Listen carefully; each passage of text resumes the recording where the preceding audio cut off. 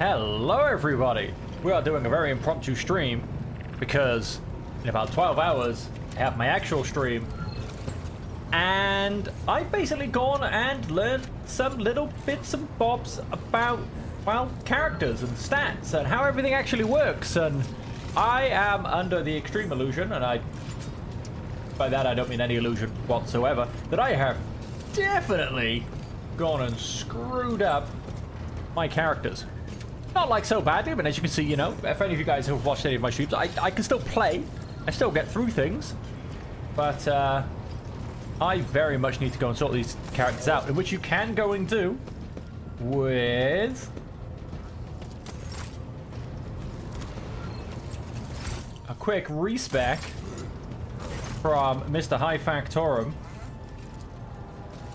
Now, obviously, every time you respec, it gets more expensive. But as this is the first one I'm doing on all of my characters, it is free. So we're going to reset every single character, basically. And we are just going to spend the next hour or so very calmly, very slowly, just going through the characters, you know, figuring out what we need to do. Oh, right, yep, haven't gotten to Heinrichs quite yet. And we are in need of training. Heinrichs. And lastly... okay. Now, of course, I don't have a huge roster of characters. Several of which, because I've killed, because they're heretics and Xenos, and they do not serve the God Emperor himself. Kind of what happens when you play quite dogmatic. It, some parts of it come back to bite you in the ass a little bit. But that's okay. It's a choice we made. And it's the choice we shall live by. And the other thing that, when I actually came on here and had a quick look at this guy and about respecing characters, I did notice that we have this option. I would like to order the shipping and transportation of some goods. Now, when I went and clicked on this, I then came up with this screen, and I was like, wait, are you telling me that when I want to trade with these people, I don't have to traipse all the way across the galaxy and actually find them? I can simply trade with them? And so that was an interesting one. So we're going to go speak to these Imperial Army guys, and they actually sell me lots of things for my ship, which... let's go ahead and get some reputation with them. Select all tradable items. These are the only guys that take the Void trophies, so they can have all of them. Let's come back to trading, and let's have a quick look at what we've got. No, I'm good. What have we got? 4 shots, 14 damage each. Nope. Yeah, we'll take that. Negates 5 points of damage on every side. 80 points of protection. This amount is doubled against enemy kinetic attacks. We'll take that. And torpedo tubes with 5 plasma torpedoes of 19 damage each. So we get an extra torpedo, basically. And to get to level 2, we need another 1200. But to do that, we need to go and do some more Void Warfare. Okay, so that's going to be all for them. The other ones I'm doing a lot with is the Explorators. And I need a score of 52. What am I on? 44. So if I do get to the next reputation level, I could go and grab myself equal amount of temporary wounds. That's not bad. I could go and grab myself a heavy plasma gun, which could be very nice. And I only need, well, not much really to do that. Let's go across to reputation. And so I did have a quick check. I think these are the only guys that take heretic trophies. Mechanicus Creations. Let's go sorting. Type in ascending order. Mechanicus Creations. Oh, we do have heretic trophies. Hang on, let me just come back out. I mean, the Drusians are the other ones. They don't take Mechanicus or Heretic stuff. Cast Balaka Mission. I don't think... No, I had a look through these and there wasn't anything that overly jumped out at me, I don't think. A lot of it is Xenos and... Well, mostly Xenos stuff, to be honest. So I don't... I mean... I don't think I was overly fussed by what these guys add. I mean, I could be wrong. Could change my mind later on. But either way, they do take Heretic Trophies. And they take Mechanicus Creations. That's alright. Let's come back to the Explorers. Go back to Reputation. Let's sort that again. It'd be nice if it stayed in sorted order. And let's go and give them a Heretic Trophy. And all the Mechanicus Creations. I think. There you go. That is... That's not quite enough, is it? No. Well, how short are we? 125. There you go. Have some fuel. So we will grab both of these. And the heavy plasma gun. Okay, and we haven't quite got enough for the Slick Body Glove or the Mazoa Pattern Arc Rifle. So we're not going to push up quite yet on these. And so then, yeah, let's start looking at our characters. Onto our character screen. Let's look at archetypes. And now I've even written stuff down in a notebook for this. Because quite frankly, it's quite a lot. I mean, there's a lot of stuff going on here. So, I'm pretty much going to spec them through the same archetypes. I'm just going to actually do what I do a little bit better, basically. So for the Rogue Trader, in terms of skills, the only one he's actually taking is Athletics. We'll go ahead and take Athletics. Then we go ahead and get Endure. Then we get Daring Breach. And then we have to choose a skill. Now, as I said, he's taking Athletics. He also does want... I want Weapon Skill, Strength, Agility, and Toughness. All for the various reasons. Is increased by 10% against enemies not armed with a melee weapon. Yeah, potentially. I did take that last time. Has less than 50% wounds. Let's hope not. Additional 4 damage to enemies that have no allies in adjacent cells. Maybe. Whereas next melee attacks against the enemy deals an additional 4 damage. Thick skin. That's not really what we're going for. Cautious disengage, crowd control. Defense, defense, defense. Field medic. The warrior's next turn. Oh, that's not bad. Damage dealt by charge increased by +9 when the ability is used from a distance of 5 or more cells. We'll definitely get that along with ramming speed. So let's go ahead and get ramming speed. And let's hit next. And so then let's go ahead and grab... which one was it? Impetus? Yes. Good. So that's a good bonus to my charge. Now, let's... no, wait, cancel. Whoops, sorry. Let's click across here so I can see my character screen. And with these, you want them to be on a 0 number because that actually gets you, increases your characteristic bonus, which I've also gone and learned. So, for instance, I want weapon skill, strength, agility, and toughness is kind of an afterthought, and toughness. So I'm going to go ahead and add weapon skill for the first one. That will put that up to a 60.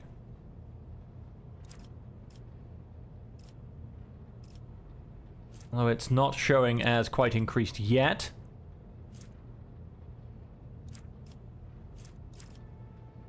And then what have we got? We've got Endure. What's Reckless Strike? And 10 damage and ignores 80% of the target's parry.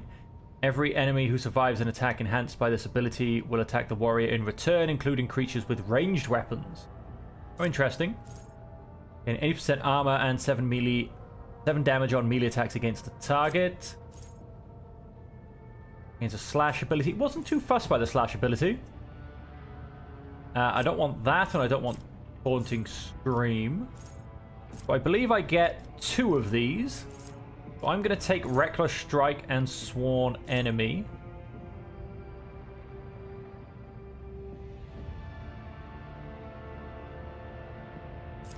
Yeah, let's go ahead and get Reckless Strike. And then, I mean, Athletics, like I said, that's pretty much what we're going for at this point. And then we'll actually put 1 into Toughness. I'm probably not going to put too much into Toughness, but I'll put 1 in there for now, because that'll put it up to a 50. And then what have we got? 50% critical hit chance against targets with a bleeding effect or with 50% or less of the maximum wounds. -5 less damage from fire, toxic damage, and bleeding effects. Character suffers from stun, blind, or immobilize effect. This effect is ignored, and they instead gain plus 20% of their maximum wounds as trusty weapons. For axes, hammers, and las weapons. I think that's what I'm going to lean into for this. Agility and willpower by +5. Every trauma counts as 3 injuries. I mean, it's tempting. Very, very tempting.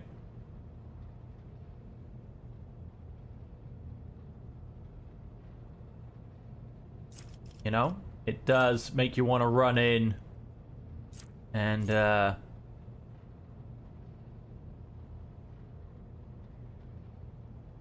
oh, very nice. Grants additional movement points when I like character gain. No, show them contempt. While the Commissar is adjacent to an enemy, all their allies gain +1 resolve. Commissar kills the target with at all costs. They can use at all costs once more this combat for 0 AP. And of course we have some base skills. For instance, I could go ahead and put athletics up again. Body weapon position change. In fact, with 1 I do want to make sure I get and don't forget about it. Agility is dual weapon combat. The character can attack with a second weapon in the current weapon set. Very much. Let's go dual weapon combat. Okay, and we apparently can't put up athletics anymore. It won't let us.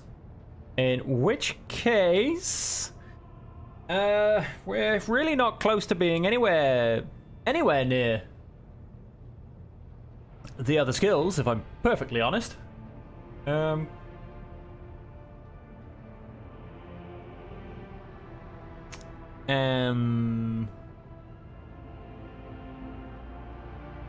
mean, Jay absolutely smashes out anything that has fellowship on it. Well, kind of. At the level she's at where she's at, she's on a 70, so probably no point in chasing after her.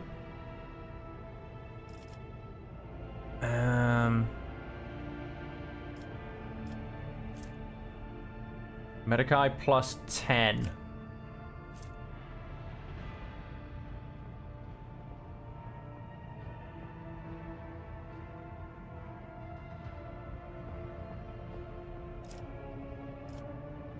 I'm thinking maybe a damn it. I mean, although Genta's on 60 and she also has bonuses for it. As you can see, 70, 70. Now, of course, she is on a much higher level because when you reset her, she only goes down to an 18, I think. Because you get her later in the game.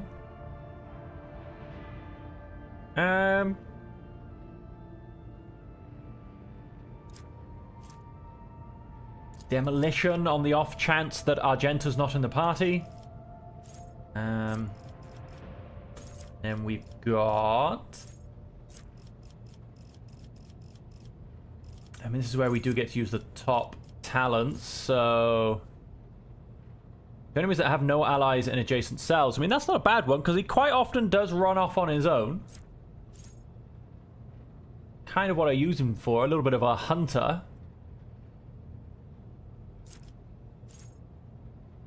Or critical damage increased by 10% against enemies not armed with a melee weapon. Yeah, there's an argument for that as well. Thick skin, cautious to disengage, clenched teeth. +5 damage deflection against the first attack made by every enemy this combat. That is pretty good. Requires breakthrough. Use of slash. No, we don't want that. Impetus. We have. When the warrior ends their turn near an enemy affected by the sworn enemy ability, the warrior gains +7 temporary wounds. That's not bad. Enemies suffer -10% penalty to their hit chance with range attacks, including area attacks against the warrior for every enemy in a 1-star radius around the warrior. Stacks up to 3 times. Bad. For no enemies adjacent to the warrior at the start of the turn, the warrior's damage is increased by +10 for 1 melee attack. Quite like that, because that coupled with the... Strike this attack, cause a guaranteed critical hit. Done. Warrior becomes incredibly deft. Charge and slash do not end the warrior's movement, and grant +40% dodge for 1 round after use. Oh, we definitely want that as well. We definitely want rigorous training. Daring Breach, which... Warrior immediately restores all AP and MP and gains +4 MP until the end of their turn. Do not lose MP after performing attacks. The warrior has no limit on melee attacks this turn. Grants 10 movement points until the end of the turn. The warrior does not provoke attacks of opportunity. Warrior gains... To the end of combat, the warrior gains +4 MP for each kill and may use their MP after attacking or using abilities. Warrior becomes the priority attack for every enemy hit. This turn, melee attacks deal an additional warrior's strength bonus divided by 2 damage. At the moment, that would be 2.5. I don't know if it rounds up or down.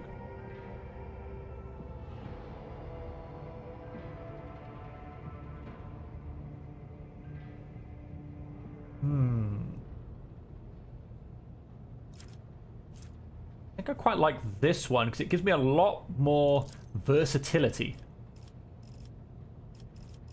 than we very much wanted. Rigorous training. Let's go ahead and grab...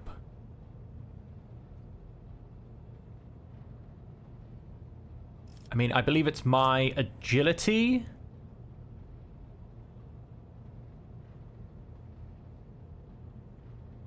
Initiative, dodge chance. If they can't use a melee weapon, its dodge reduction is equal to half their agility. And I believe it's also half my perception, I think. I believe it's a mix of both.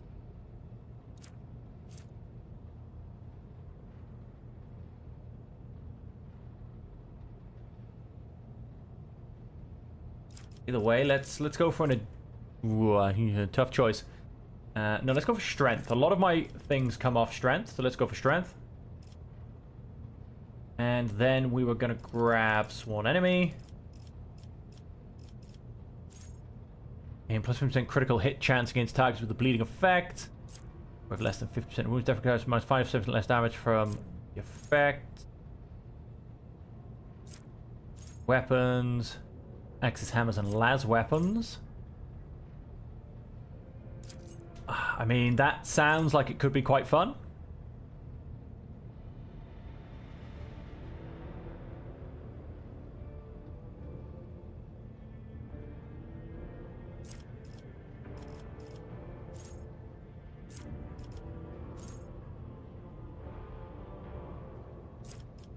Go ahead and add that on. Let's see if we can play with that. We're...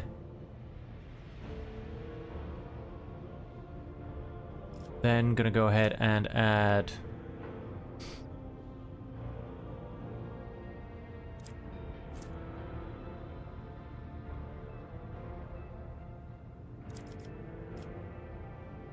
let's go ahead and add another strength. That'll put me up to 60 strength. I guess again, demolition. Again, on the off chance that Argenta's not in the party. It gives me a backup, basically. Let's roll. Although I feel like for these ones where I've got these top skills, I should use them.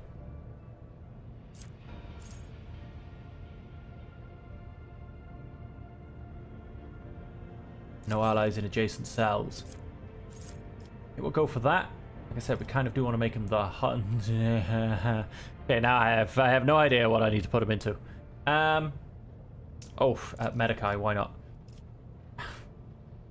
Okay, no more into strength. That's fine. That's got a plus 10. That'll be up to 60. Weapon skills up on 60. Toughness is on 50. Agility is on 45. Let's put a 5 into agility. Get that up a little bit. Hit chance against target with the bleeding effect. Hammers and las weapons. Let's grab that.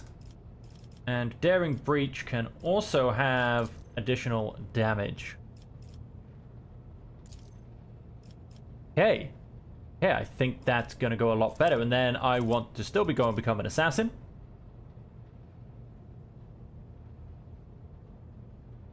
Alright. Let's take a quick break. I've been talking too much and my throat hurts.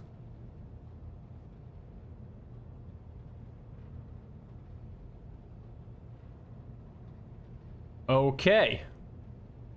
The question is what comes next? There's a lot of stuff been going on here. So the assassin sees a single opening for each enemy on one of the enemy's sides, yes. Whenever the assassin hits an opening, they deal an additional plus 10% of target's max wounds damage. 10% of target's max wounds damage. So that's fantastic because, you know, it's not their current wounds, it's their max wounds. Each enemy's openings that were not hit by the assassin during the assassin's turn are moved to a random side of that enemy at the start of the assassin's next turn. Yeah, that's fair enough. That is completely fair enough indeed. So let's got 8 ranks in the assassin to go down. So let us keep going. Oh, 1 second, folks.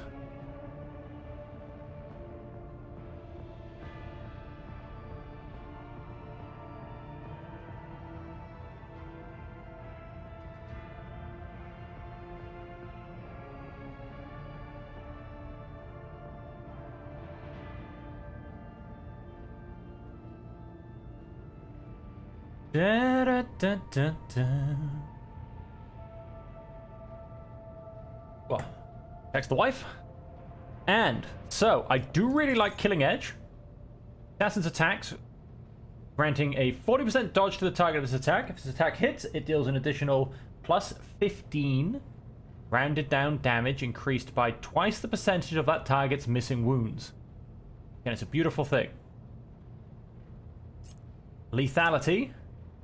That is equal to dodge or dodge reduction, whichever is higher.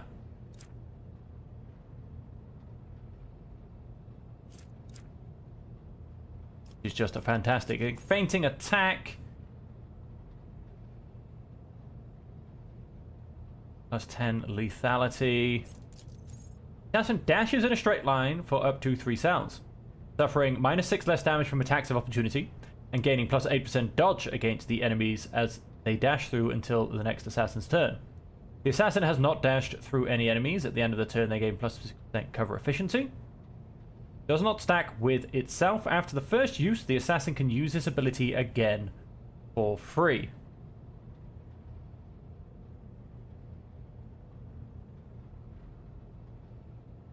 In a straight line for up to 3 cells, suffering -6 less damage from attacks of opportunity and gaining more dodge. Okay, so it's a movement skill. Poised to strike till the end of the assassin's turn.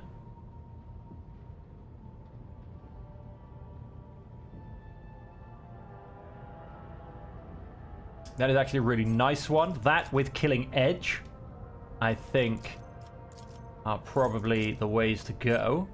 Lowest priority target. Makes an attack that does not count towards the limit of attacks. Oh yeah, it gets rending damage, but I don't know.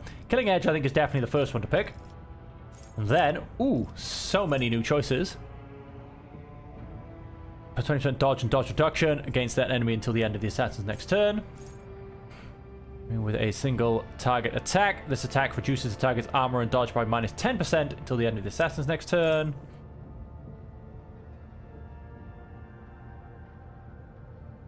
That assassin's turn, new opening. Okay. Reduce aim for the opening on the same target. Reduces that target's dodge and dodge reduction. Deal plus 5% of target's max wounds. More damage when hitting an opening. First use of assassin ability costs 0 AP. That's not bad. That'll get you a few more actions in each turn.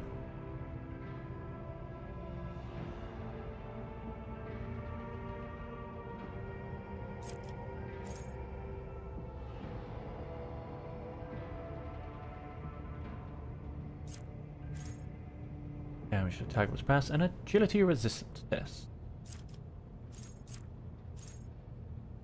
Start of their turn, they gain plus 4 MP and plus 10 lethality until the end of their turn. However, it does cost elusive shadow. We'll be grabbing Death Whisper. The hemorrhage effect applied by Death Whisper deals an additional... No, I won't be getting Death Whisper. What will I be getting? Oyster Strike? Yes, I think so. I think that's the one.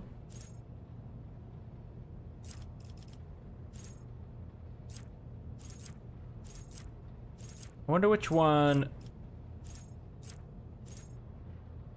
uses the ability for what I've just gone and unlocked.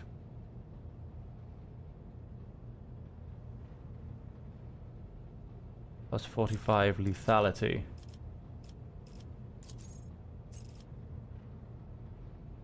I'm going to use attacking abilities on current turn.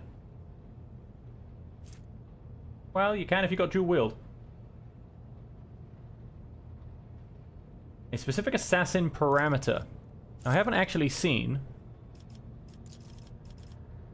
what this does.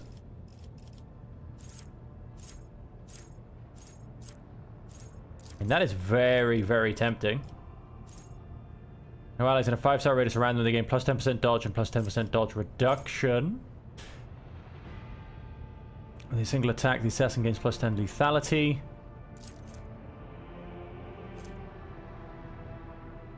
I mean, it says what it goes off, but it doesn't say what it does.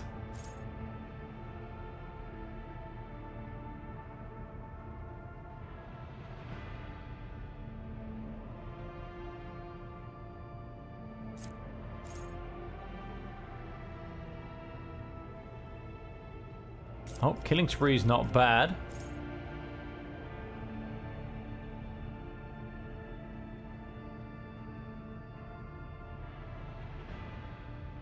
Whenever an assassin has no more than one adjacent enemy, any enemy that moves into a cell adjacent to the assassin must pass an agility resistance test. Or become immobilized and fall prone. Or fall prone, then become immobilized.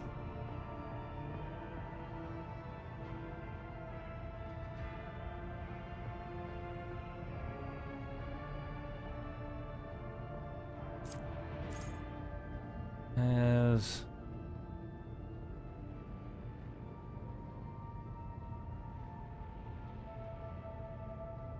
basically try and finish next to one or no enemies. I mean, that's not bad.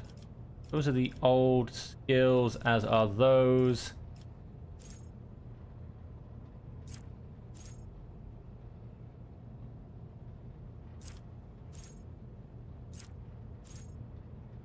Whenever the assassin hits a target with an attack that has 100 lethality or greater for the first time in a round, the assassin immediately regains the AP spent for that attack without hitting the enemy's opening. The assassin gains plus 8% dodge until the start of the next turn. Enemies that have any of the following effects.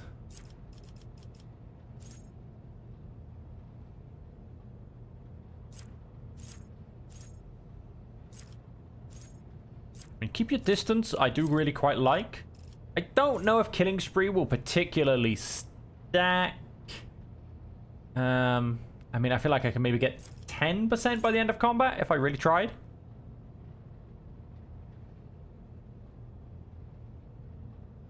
Each successful dodge grants the assassin plus 5% damage for the next successful attack. I'm going to go and take that one. And I'm also going to work on upgrading my dodge. The assassin makes an attack with the current weapon against the enemy, cannot miss, and deals plus 50% more damage. That's 1 AP. And we'll come back across here. Let's go ahead and grab... I mean, what are we on? I'm thinking some agility. Where are we? Agility. And I'll put that up to a 50.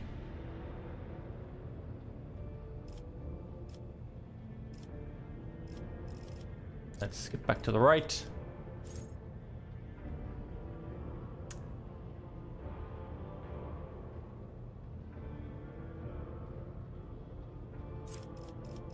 I am going to go and grab...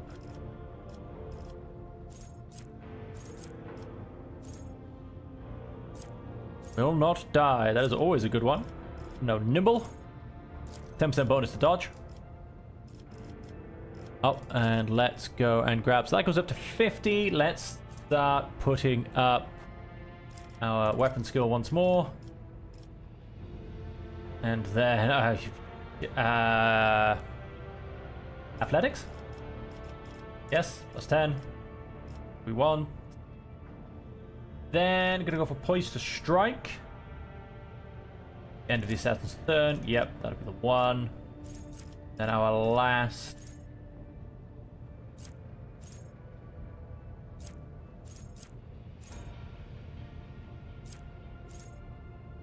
critical hit from one of the assassin's allies.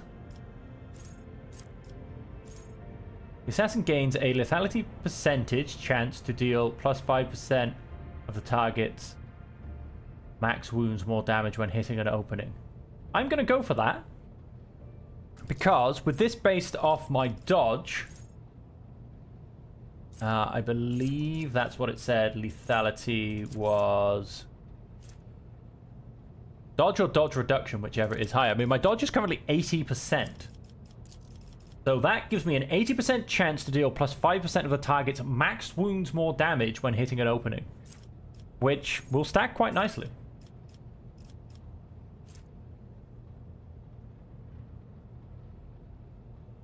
Okay, damage. So yeah, my agility is currently going to be giving me a plus 50% chance. Okay, so let's go ahead and complete that. There you go. With all of those extra skills and increasing my dodge, we are now up to a 94% chance on that lethality modifier. Okay, next character. This one should be a lot easier. Everything from the officer skill is already done, but let's have a quick look what she has been spec'd into, because this is going to be very important to decide what we choose. We've got Bring It Down, which is the standard skill. Finest Hour. So she has Commanding Voice. Increases range of the officer's abilities. That's good. She got more Fellowship. She went and got Nimble.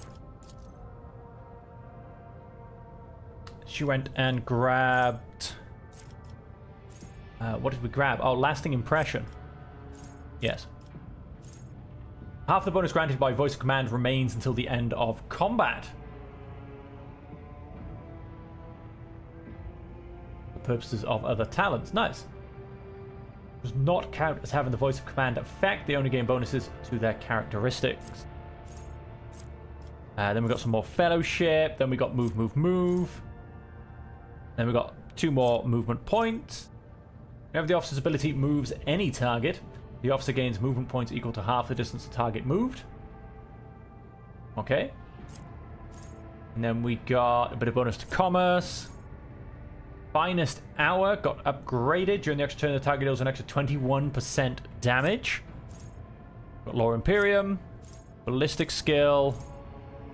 Whenever the officer makes an attack, they gain plus 5 Fellowship until the end of combat. I assume stackable. More ballistic skill. Take aim. The target's next attack will ignore cover and will have double the effective distance.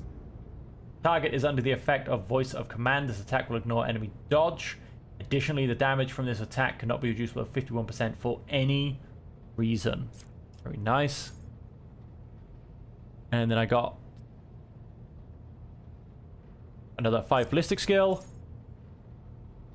Whenever a heroic act is used in combat by any character, the officer's next attack will cost 0 AP. Oh, that's very nice. Some more Lore Imperium, some more willpower. Common feature, we got more fellowship training.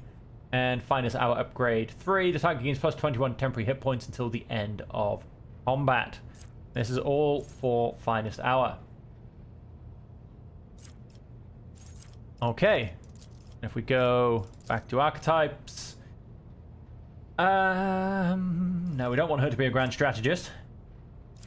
That is what Cass is going to go ahead and do. I believe she was a master tactician. Which sounds about right, because she's not going to go and be Vanguard. Grants 1 stack of tactical advantage for every 5 momentum gained by the Master Tactician or their allies. The Master Tactician begins combat with a number of tactical advantage stacks equal to their fellowship bonus. Which is about a +9, give or take by now. Go ahead and hit next. Powers the next attack to deal plus 4% additional damage for every stack of tactical advantage the Master Tactician has, and loses half of their stacks for the tactical advantage rounded up. Okay. What have we got? We've got Master Tactician loses half their tactical advantage affects stacks unless until the end of combat. Target uses a heroic act before the beginning of the Master Tactician's next turn. They gain plus 25 momentum. Nice. +1 resolve for every 5 stacks of the tactical advantage the Master Tactician has. Stacks unless till the end of combat. So that's actually really nice because your 1 stack of tactical advantage per every 5 momentum. And this then basically goes and gives you a whole load of more resolve, which grants you a lot more momentum, right? So that's quite nice.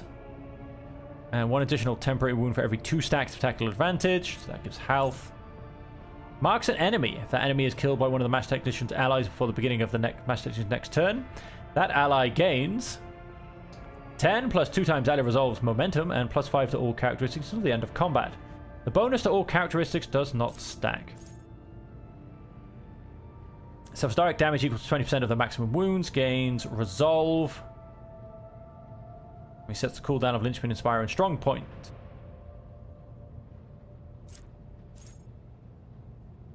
Use on enemies with the unfinished business effect. This effect is applied to enemies which were attacked by the Master Tactician's allies and have less than 50% of their maximum wounds remaining.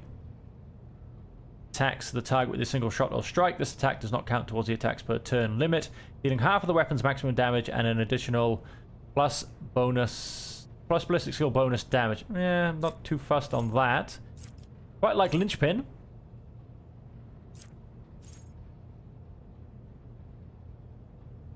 Quite like Inspire.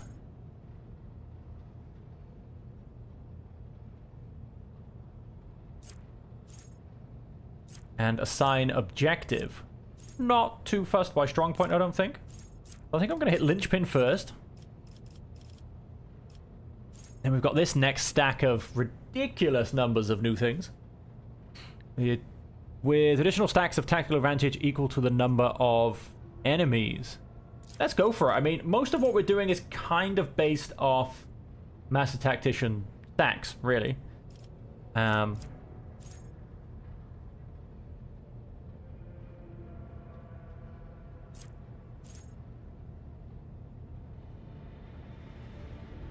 All of them work as if the Master Tactician has 7 more stacks of tactical advantage. For every hit scored on enemies. Not bad. Well, their allies gain momentum. They gain +1 more. Whenever the Master Tactician or their allies lose momentum, oh, they lose -1 less. Only a quarter of the tactical advantage stacks instead of half. That's quite nice. All enemies hit with the Master Tactician have +10% higher chance of hitting cover when shooting the Master Tactician's allies behind cover. Okay. Against attacks made by allies, deal minus 20% less damage to allies and deal minus 50% less additional damage with critical hits against allies.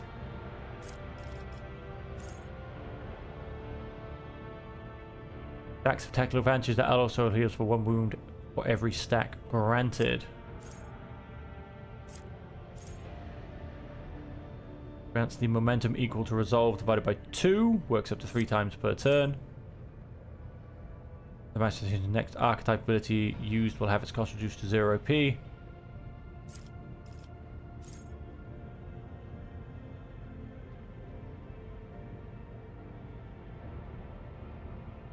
Okay, very nice.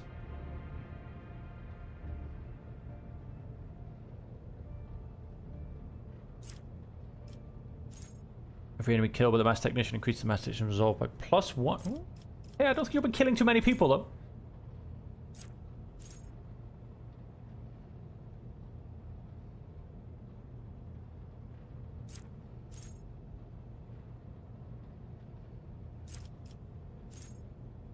Master Tactician's turn. If their momentum is higher than 125, the first burst attack or area attack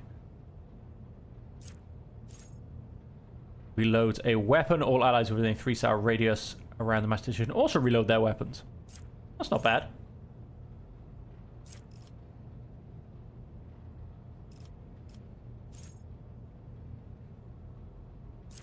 Dum dum dum dum dum. Let us... And there's been so many, you forget what half of them are by the time you get around to getting them. I mean, I do quite like Reliance, to be honest. Let's go ahead and grab that. Let's just select, say, 3x3 zone on the battlefield. Ah, yes. +1 AP. We shall go ahead and grab... I want lots of ballistic skill. I want lots of fellowship. Lots of perception. I'm going to get fellowship. And hey, let's just get fellowship twice. Get that up to an 80.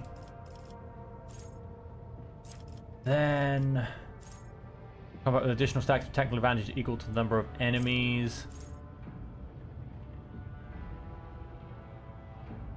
If they have 8 more stacks. Let's come down. Yeah, what have we got? Anything? No. Good.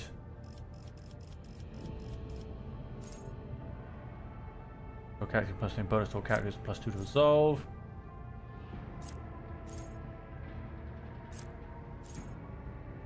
First archetype ability used in each combat.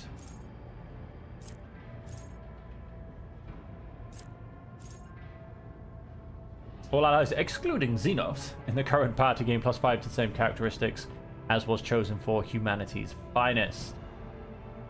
What was chosen for humanity's finest? That's a very good question. All allies, excluding Xenos, which there are no Xenos in the current party, gain +5 to the same characteristic as was chosen for humanity's finest. What was chosen for humanity's finest? Humanity's finest, fellowship. So everyone gets a +5 to fellowship. I mean, it only really affects Cass, to be honest, so I'm not going to do that.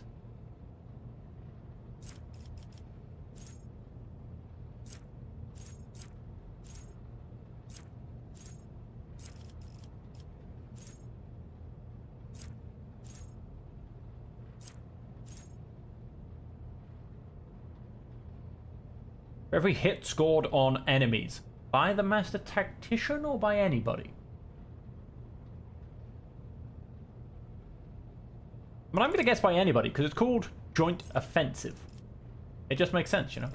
We're going to go ahead and grab Inspire. We'll get a side objective next, which will not be until... available abilities, available talents. Talents, abilities? No, characteristics. There it is, as abilities. Quite way around. And so, I mean, we're basically equal to the number of enemies. If they have 8 more, that might be the direction we're going in.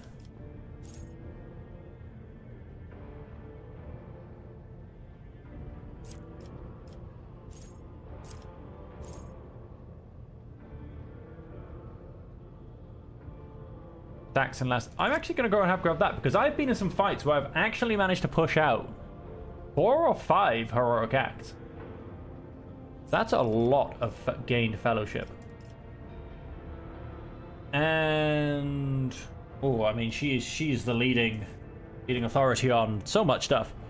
I mean, because all of this falls under fellowship, quite frankly. Commerce is going to be on 110.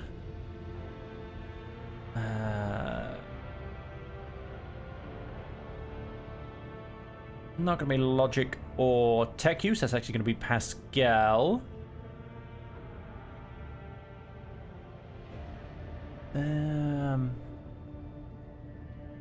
Coercion, maybe?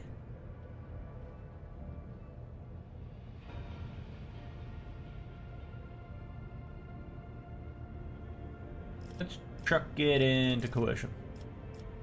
And complete. Okay, looking good. 2 characters down. That character was, of course, much, much easier because we had a lot less to do. Okay, he is a warrior, so we just start with charge. He's gone coercion. That's interesting. Daring breach. And then we've gone... When the warrior takes damage, they gain plus 30% dodge, stacks up to 3 times and resets after a successful dodge. Okay, so he's upping his dodge chances. And so here we are. Now, I'm not going to lie, I didn't really look into this guy too much because he's not one of my starting 6. And, well, that's kind of there you go, really. But what I do actually want to do is... Well, first we get the Psycho abilities. And so he will most definitely get... Ability to withstand the horrors of the warp, the terrors of space, resisting negative mental effects, and psychic powers. Now, what determines how much damage I do with psychic attacks? Is it just my psi rating?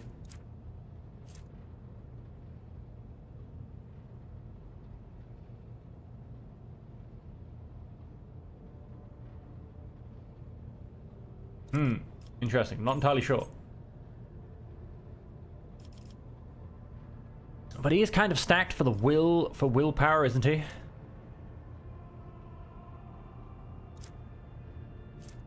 No, Xenos comes off intelligence. Yeah, he's not really stacked for that, but that's fine. Yeah, let's put one more into willpower.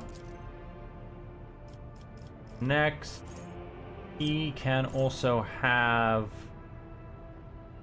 Reckless Strike. And then we will give an extra plus 10, I guess, on Xenos? Why not? That going up to 50. Let's give him another 5 into toughness. And, oh, what do we have? Like his armor increased by plus 5%. This bonus increased by plus 5% at the start of every round of combat except the first. Oh. Okay. Investigation to the Psycho Self attempts. Definitely. Increased by plus 1 into the end of combat every time an ally uses a heroic act.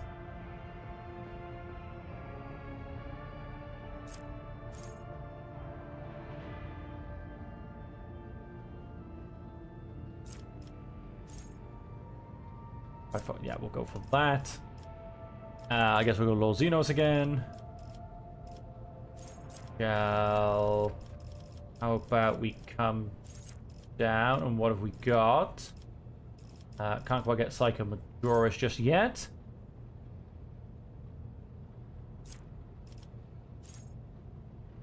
Psychic powers that have a range of 2 cells or more have their range increased by +3.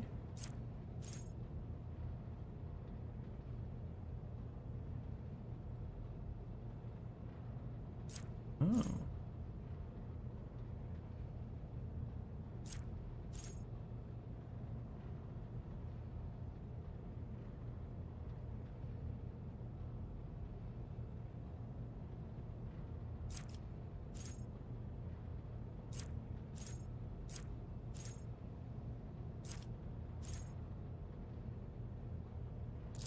Resolve is increased by +3.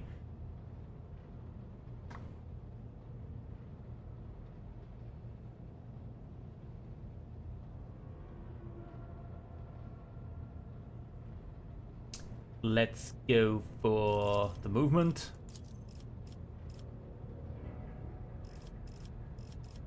Back down. Let's focus on his psycho abilities, basically, I think. He's got some pretty good ones, actually. Damage and psychic power on targets that are 6 cells or further from the psyche. The target suffers an additional +3 damage. So did I not go and give him...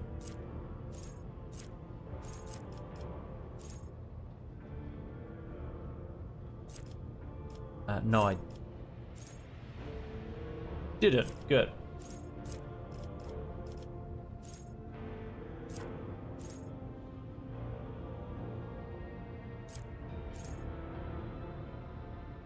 +5 to the same characteristic was chosen for humanity's finest. Was that...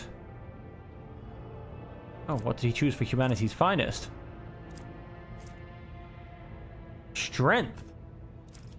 Sure. Like that, you can help buff some other characters. And then we shall boost no,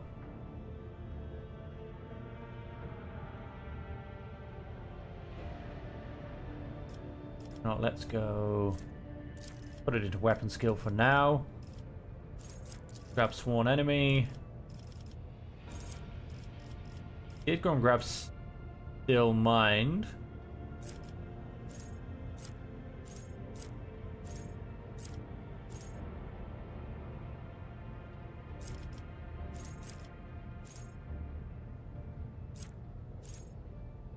Line of sight. Or the psycho is in cover or resistance tests.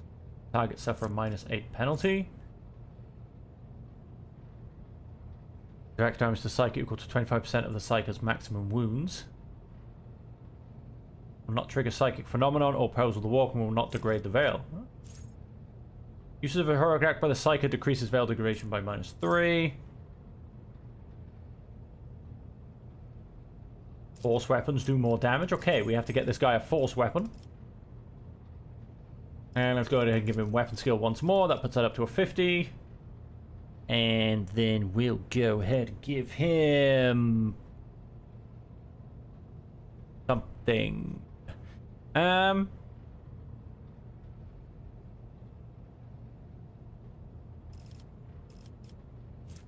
Yeah. I don't know, Law Warp.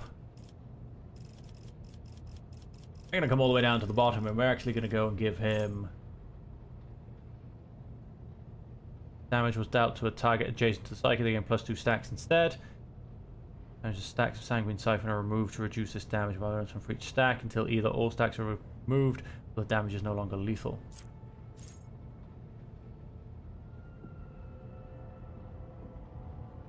%.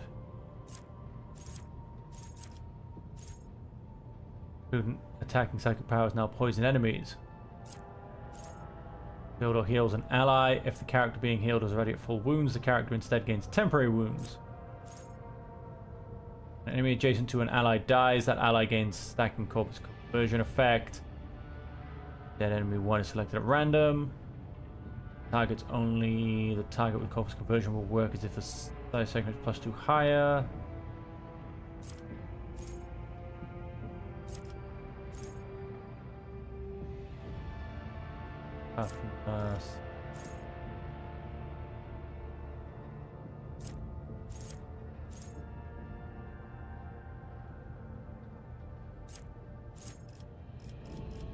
Give him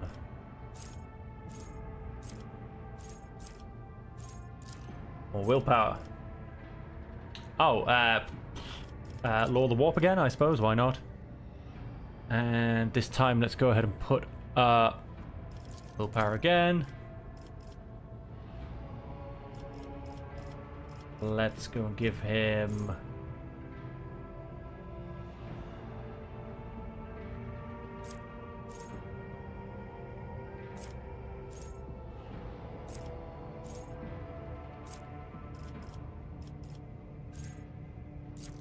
less psychic degradation.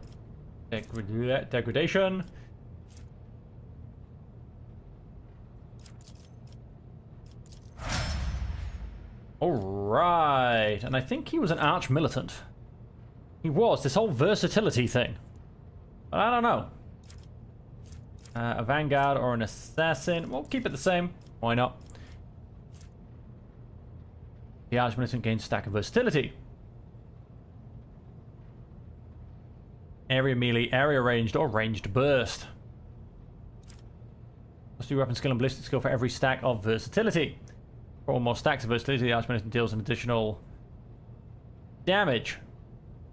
Whichever is the highest. So,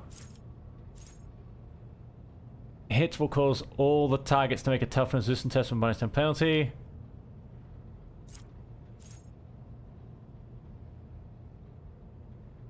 Has stacks of versatility. They gain +3 more stacks of versatility, which last until the end of their turn.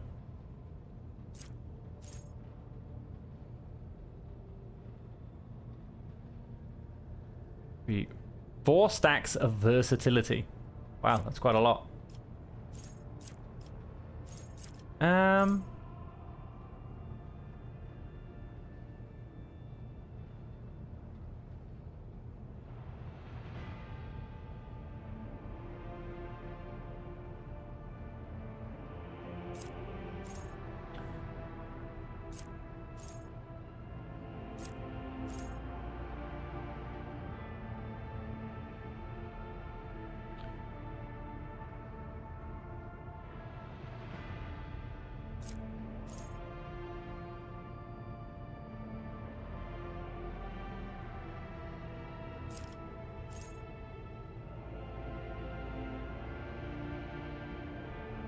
We'll go Reckless Rush, just because you can kind of get stacks of versatility, really, although...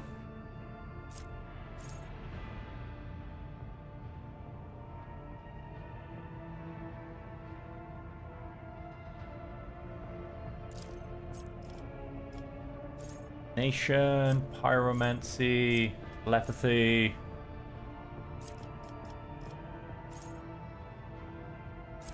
Invigorate... Sure. Make him kind of like a little bit of a healer.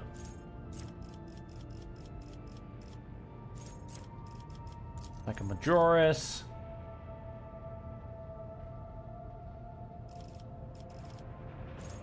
Does this one take character level of 24? What character level am I technically? Oh, 15.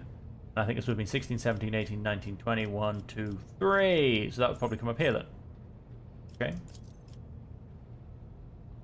the end of combat, the arch-militant can make 1 additional attack each turn, including 1 additional attack on the turn this heroic act was used.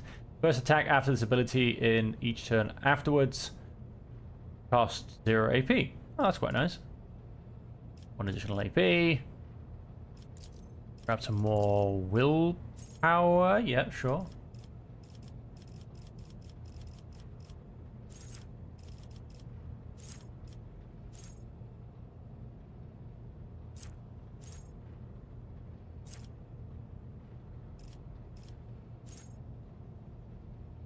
%, chance.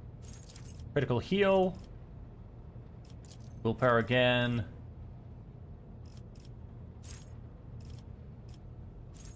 At the end of combat, the target recovers +6 wounds at the beginning of each of their turns.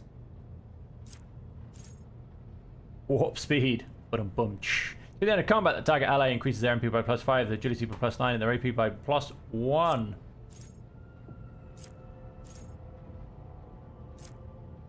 Go for don't go for warp speed. Go for regeneration next, I think.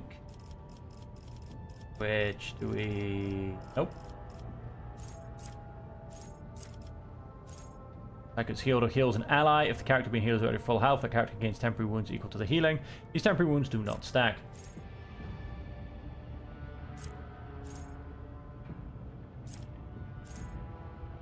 Siphon Strange Vitality.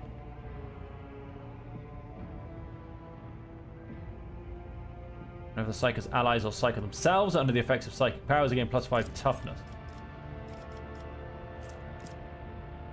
Lorzinos? Yep, Lorzinos, that sounds good. And then...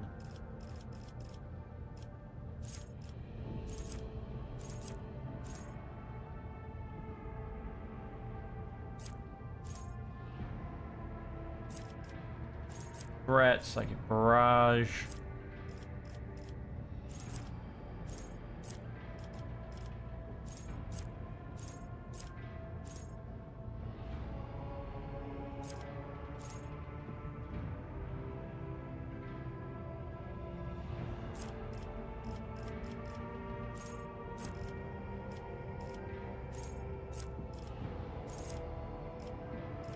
Training. Master.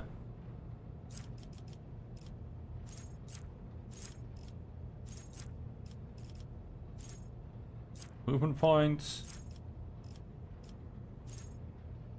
Nimble, a bonus to dodge, although we definitely got more of a parry thing going on. Which... Go ahead and grant him extra parry. And done. Parry up to a lovely 85%. And next, we move on to Ass. Okay, so what have we got so far? Voice of Command, of course. And we went and got a bit of extra Persuasion. Bring it down. Finest Hour. Whenever the officer targets an ally with an ability for the first time in a round, that ally gains 6 temporary wounds. Okay.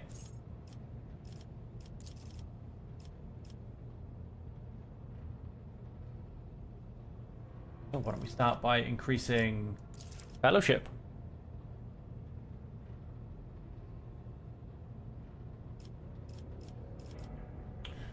Whew. Whole new set of abilities. Not going to be too many damaged enemies every turn, second, third, fourth. Dodge and hit chance reduced by 5. Not bad. Turns including extra turns with +2 additional movement points.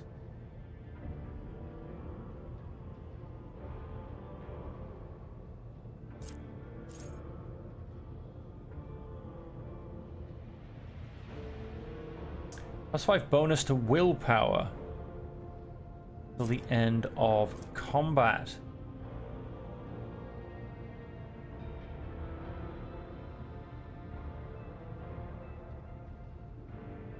She's definitely stacked more.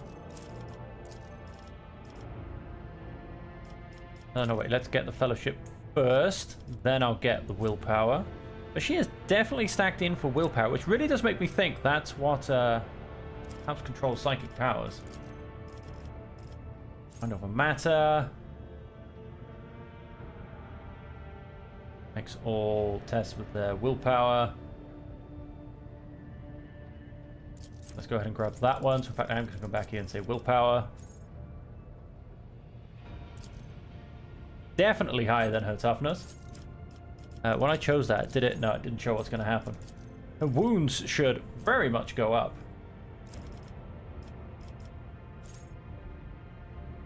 Everyone's equal to 10%. 5. These increased by +3. Yeah, let's go ahead and grab that. That's always useful. I'll grab willpower once more.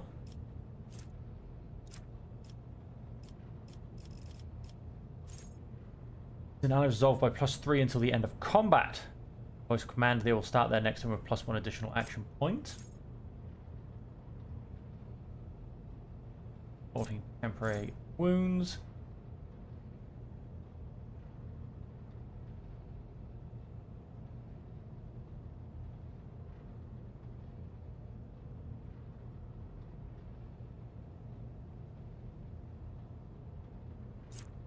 Move and take aim. You, of course, have a lot.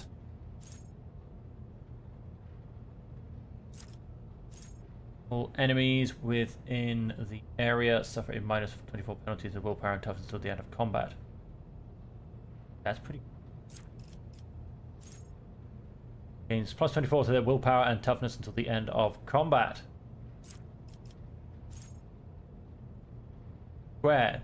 The enemy closest to that square immediately moves up to 4 cells towards it. If multiple enemies are at the same distance from that point, all of them move. Targets move even if they are stunned or immobilized.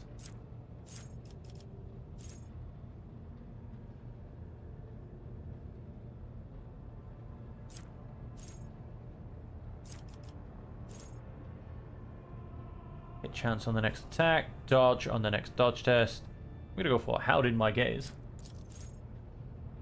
Now, she doesn't seem to have a Psycho rating.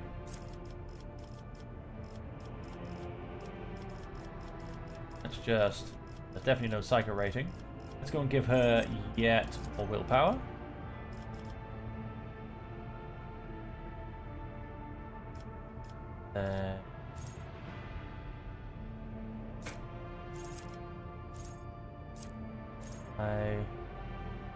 Officer's roll is increased by +3. That's not a bad one to really pick.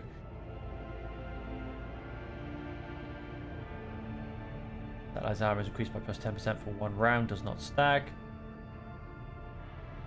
Ah, that grants temporary wounds. Got it.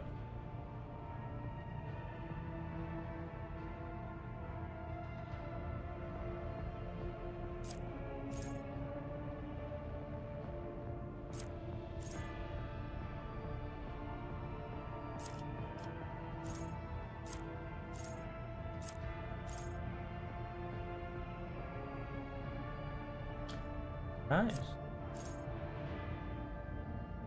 Combat. Officer archetype abilities that do not grant an extra turn in 1 round. The officer gains the stand witness effect. Next officer archetype ability that does not grant an extra turn will also affect the officer. Okay.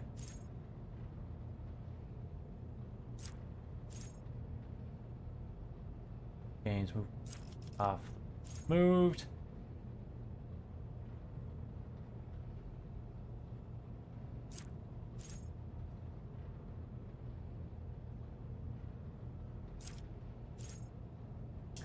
Voice of command effect, dealing with 40% damage. Active combat. Fellowship when they have less than 50% of the maximum wounds remaining. Anyone specifically on a target with less than 50% wounds for 1 round. This fun stuff. So much of it. Minus 10 penalty to the next resistant test from the navigator's powers. And then their agility, their dodge is... Their perception is higher than their agility, which it very much is.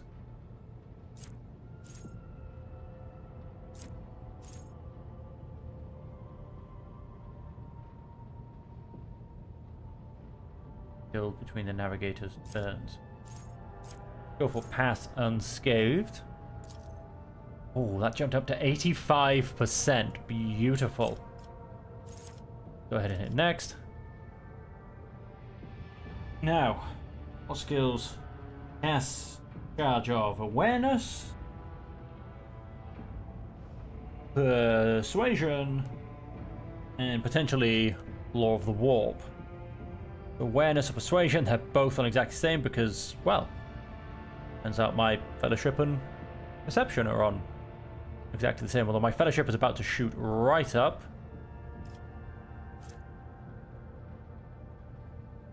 React to things with conscious awareness allows the character to notice traps, clever hidden objects.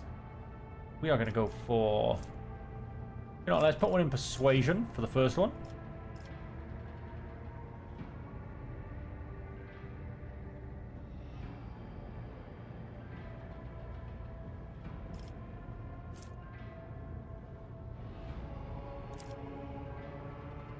Yep, so that'll go up to 70. During their action turn, the target deals fellowship bonus damage.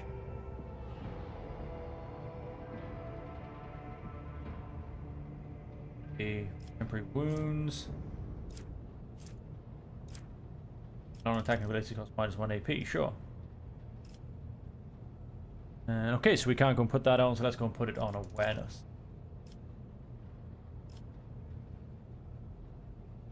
Run out of willpower, so let's actually put it on perception. That's going to go ahead and increase our dodge chance.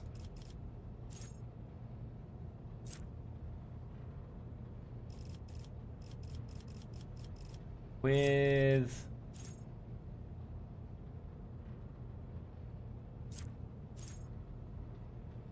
for every navigator talent or navigator power taken.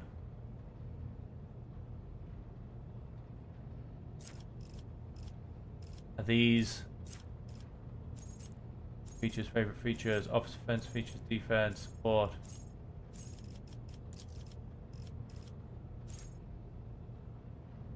Navigator talent? Let me tell you.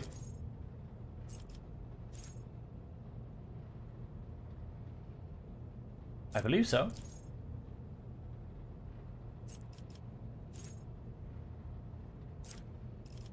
Damn the Sea of Souls.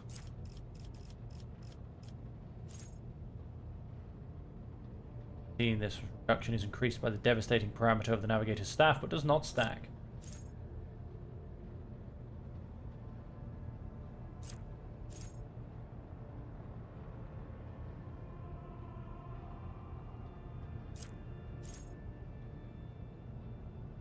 Power attacks against him gain.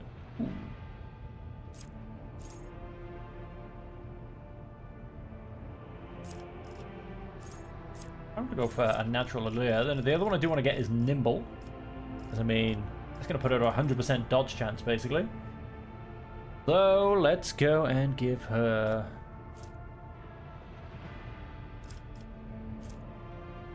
We should give her some fellowship. Yeah, let's go give her some fellowship, I mean.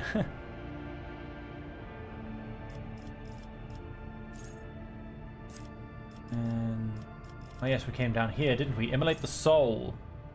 All targets in line and inflicts the soul burn effect.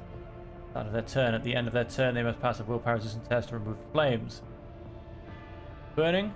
Psychers suffer additional damage every time they use psychic powers, and demons every time they attack or use psychic powers. Definitely. And...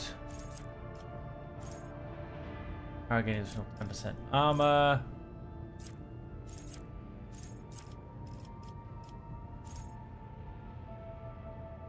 Turns... including extra turns with 3 additional movement points.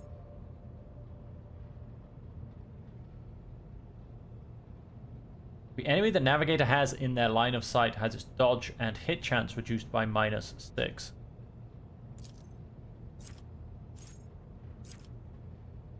And this is just allowing my fellowship to just keep stacking, quite frankly. Because... next resistance test from the navigator powers. Hell degradation is reduced by -1, most definitely. We are stacking these navigator powers. And okay, without persuasion, we go awareness. And then let's go.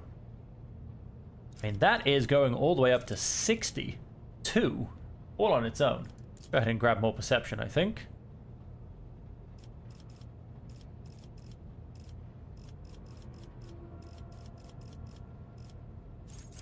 Go ahead and grab... oh, let's grab some more fellowship once more. Yeah, let's grab some fellowship. And let's grab that. Target finest hour gains additional bonuses, gets more damage. I mean, that then goes off my fellowship bonus. 3 times the officer's fellowship bonus, which is going to be... still a +6 at this point. It's not going to quite reach a +7, but it's not far off.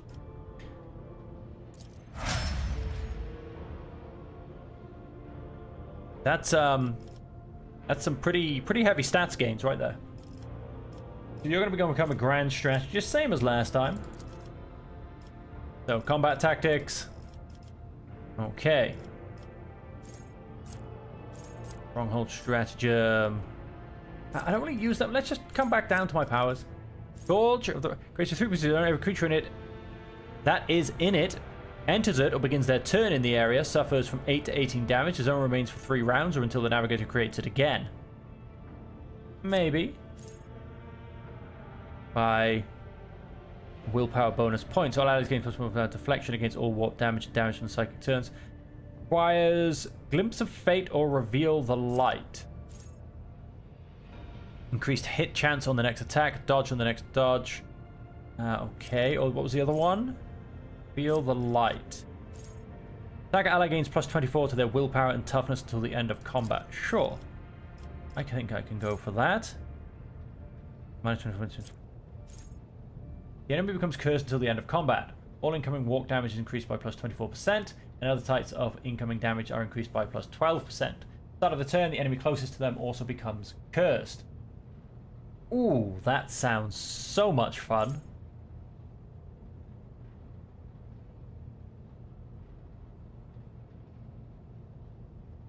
Oh. Spot of Apathy.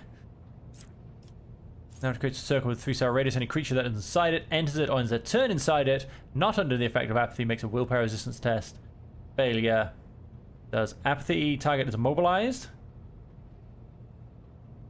Apathy failure stuns the creature for 1 round, removes apathy, and makes the creature immune to any further effects of Spot of Apathy.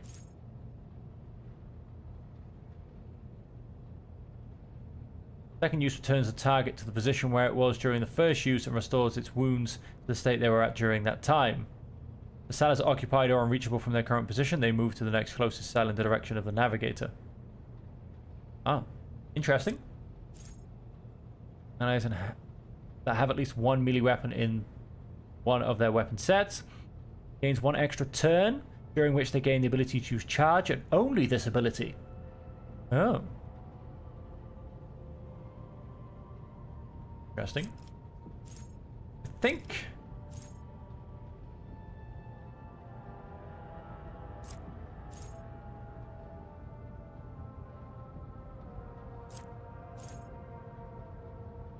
requires waking nightmare or held in my gaze.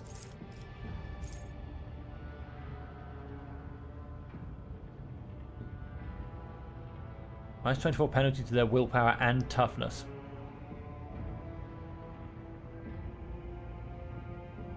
I mean, that's pretty big.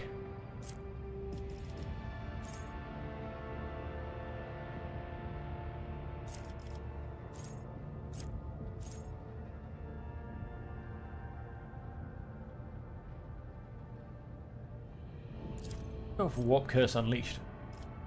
It just sounds so much fun.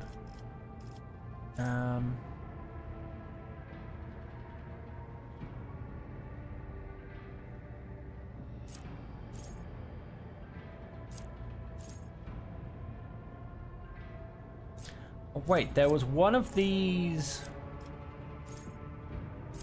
I believe, allowed... There you go. Heal 7 wounds at the beginning of every turn, and 1 additional wound for every navigator talent taken, which at this stage is a lot.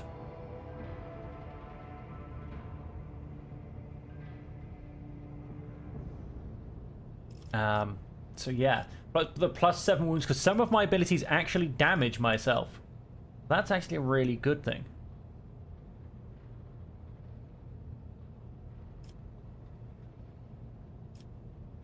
AP increase. Let's push up our... That's going to go to 69. That'll basically hit 70. Let's go and grab some more willpower again.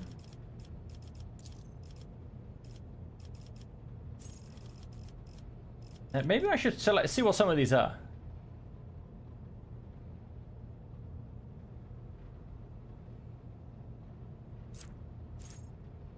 Stratagem. Each time a grand strategy uses a stratagem.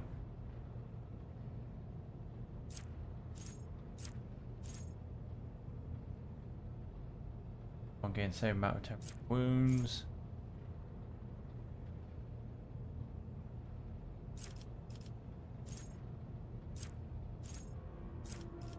Can't see myself using too many stratagems, to be honest.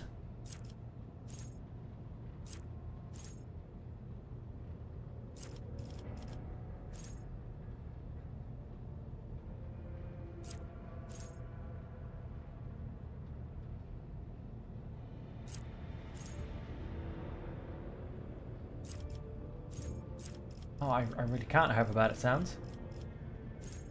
Let potentially go and put up my perception.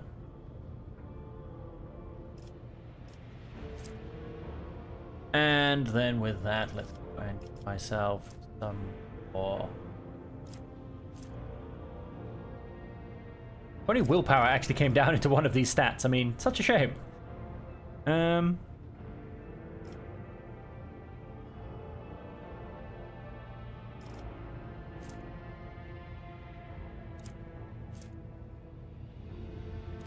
Is it just agility?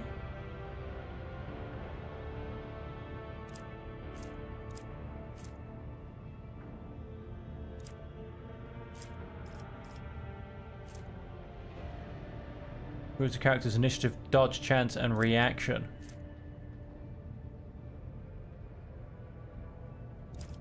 That's okay. I'm gonna go ahead and say that's gonna go up to 80. That's gonna go up to 70. That I'm sure I can get to increase at some point soon to 70 as well. Go and say willpower.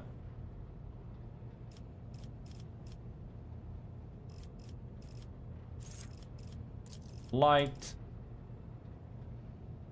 Ooh, persuasion.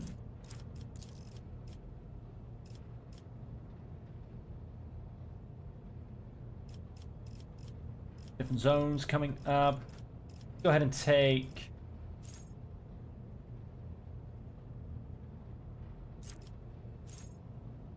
why is it targeted by a navigator's power? I suppose I do have those, for instance, the one I've just gone and taken. The effect of any navigator power, enemies have their armor reduced by -19. Sure. There you go. That reached 70. They're both up at 70. We're on 75 wounds. I mean, she is so far outstripping my other characters on wounds. He's on 75. I mean, 57, 49, 53. She's gone and slammed that straight out the park. Okay, now we are mostly based in intelligence, I do believe. I mean, that's just kind of the person we are. So let's go ahead and hit intelligence. Get back over here. Calculated relations. Forge of character using persuasion, coercion, commerce based on intelligence instead of fellowship. Reflection against burning. Bonus to hit chance and dodge reduction against any target they hit with a single target attack.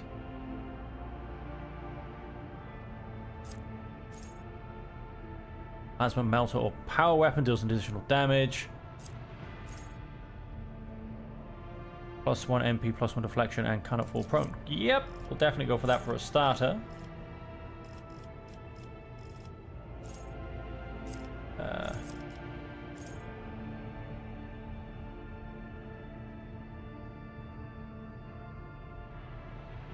MP and the damage is reduced by 10%.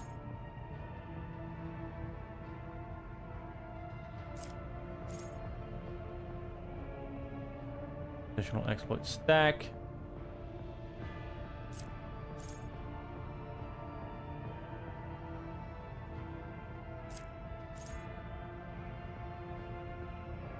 While the operative's perception bonus is 10 or higher, they gain +1 AP and ignore enemies. Wow.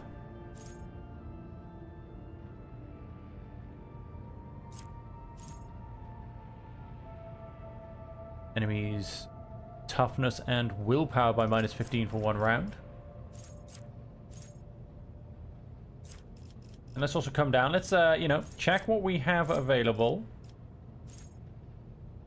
In the first round of combat, every successful melee attack grants +2 AP. Plasma and melter weapon range. Oh, that's quite nice.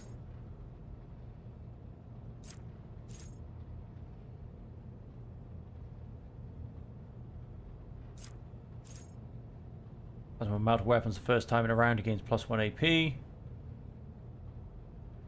Very nice.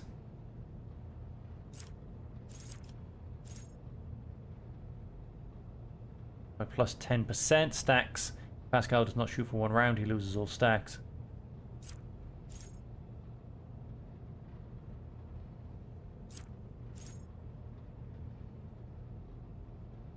Uses their perception by +10.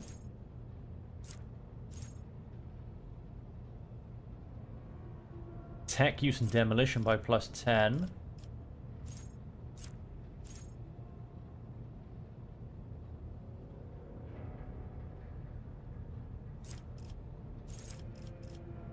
Let's go ahead and grab, once again, some intelligence. Yep. He has really high weapon skill, but he's lower on strength. And why am I losing 5 strength?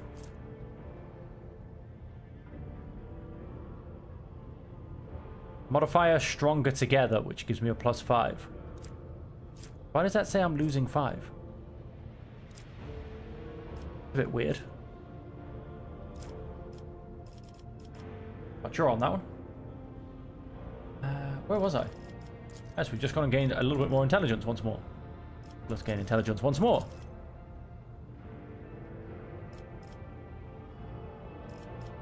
Joint analysis. Nice attack. Next, non-area attack inflicts intimidate effect on the first target. Perfect shot, tactical knowledge.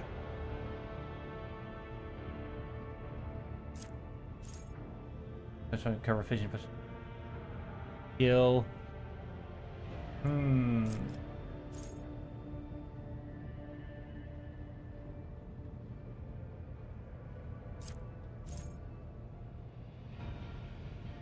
Its cover efficiency will be reduced. Attack will have +15 plus perception bonus divided by 3 stacks of exploit. We're not really a perception kind of a guy.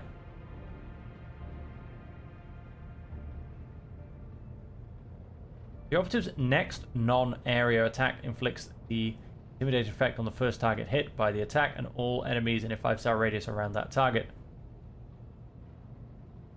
Maybe?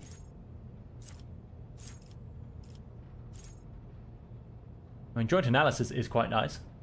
We'll go ahead and grab that, because I mean, my int bonus is going to be... Well, mine's +6. I don't know if it's going to be mine or everybody else's. I'm going to go ahead and hit up logic. That is... Logic and tech use is what he's needed for. Go ahead and give him 10 more into logic.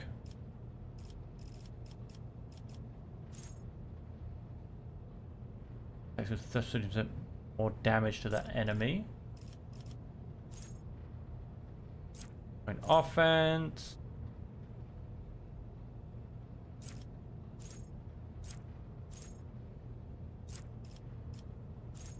Sight inflicts an exploit even on enemies which are out of the operative's line of sight at the start of the turn.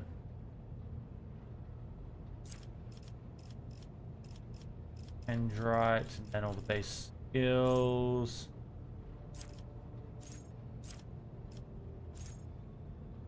Hard weapons gain +4 maximum damage. We're not going to be much of a dodger, but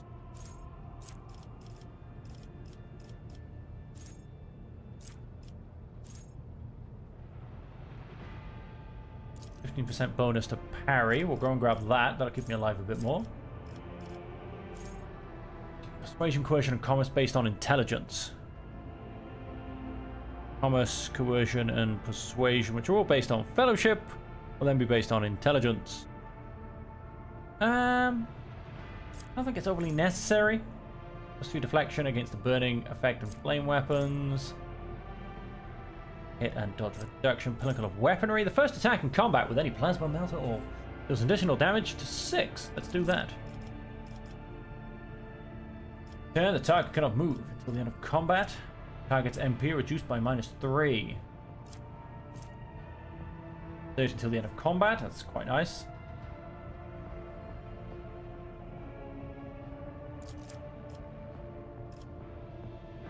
And let's go ahead and grab hit attack use.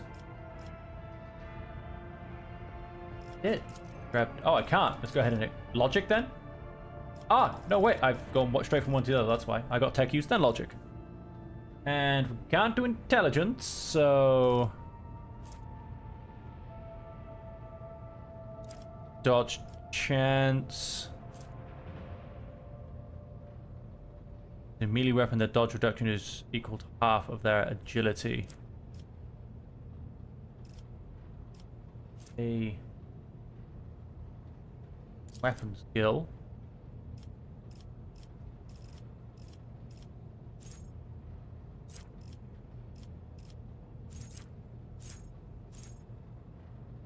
Into dodge reduction with plasma and melter weapon range attacks. Back then, hang on, let's go ballistic skill. Yeah, let's keep that as is. And oh well, then I suppose Medicae. That's based off intelligence. Then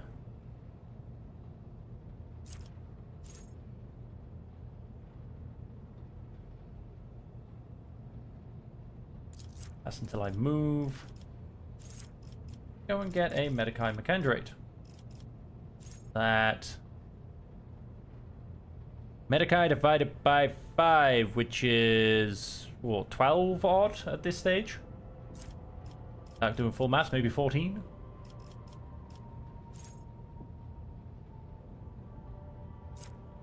Analysis. 2 more exploits. That target suffers 1 additional exploit.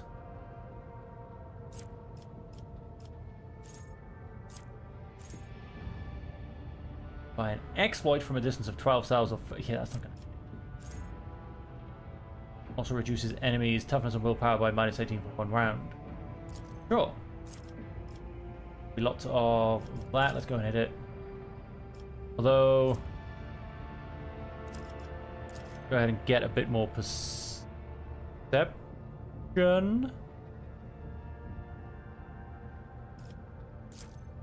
No, let's do it with a ballistic skill. That'll put that up by a further 21. Then let's grab a perception. Let...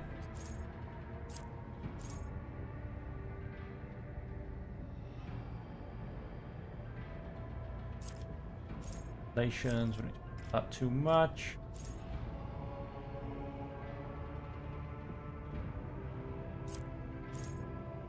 Plasma mounted weapons the first time in a round, he gains +1 AP. And opportunity with the attack. And now he was going to go assassin. But I feel like I'm actually... Oh, he was assassin. I feel like I'm going to make him slightly more ranged now. So I'm going to go bounty hunter. We got hunt down the prey. And we get... Always hits, does not end the bounty hunter's movement, but deals only 40% of the bounty hunter's usual damage. On charge of hunt down the prey.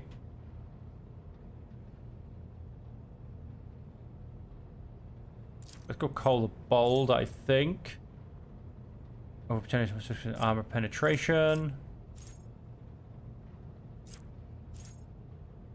Trap on a free cell and a 10 cell radius around them. Any entering a 2 cell radius around the trap activates it.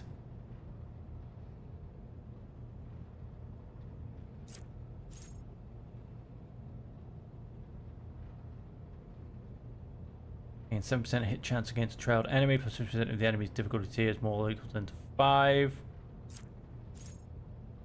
Whenever an ally attacks a target marked as prey, attack deals +3% additional damage and gains half the bounty hunter's current. Bonuses are going to hit chance and critical damage granted by hunt down the prey. I'm going to hold the bold for now.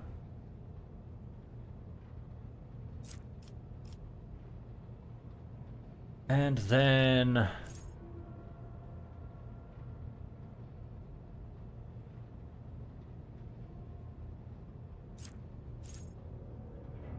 hit score or the ally, the bounty hunter gains.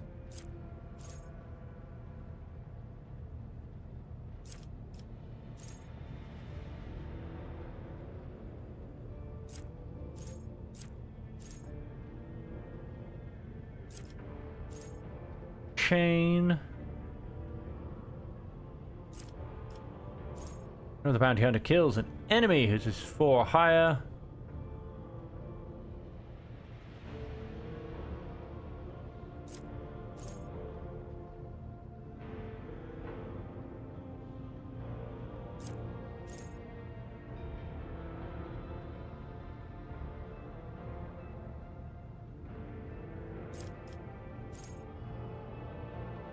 There's a stun target. This attack refunds its cost and does not count for the attack limit once per round.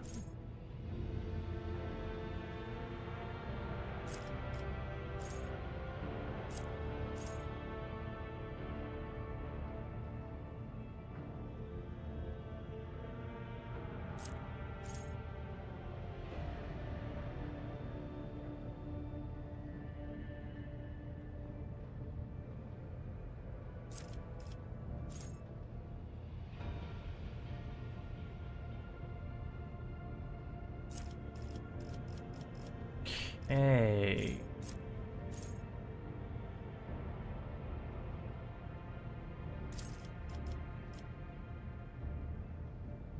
Back, yeah. One more AP. We shall take intelligence, as that is our stack. Dodge reduction and parry reduction with melee weapons. Enemy dodges or parries his attack. The bonus is doubled for the next melee attack against this enemy. Why just melee weapons? Increases their perception by +10. Increases their dodge chance.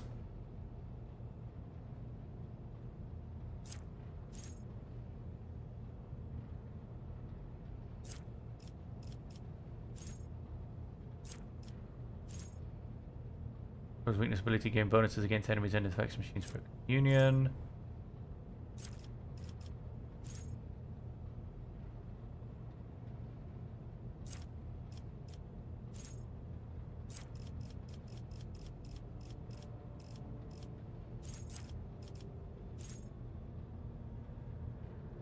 Weapon the current weapon set, flame weapon, grenadier, heavy weapon. It must as be.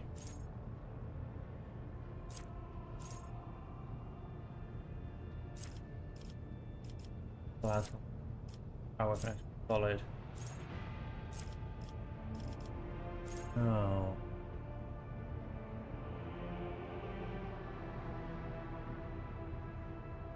Back on, it will not die because I need more health. More intelligence, yes.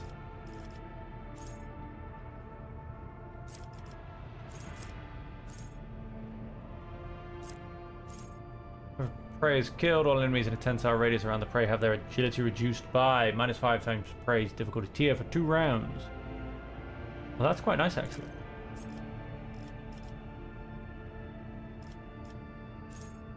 Then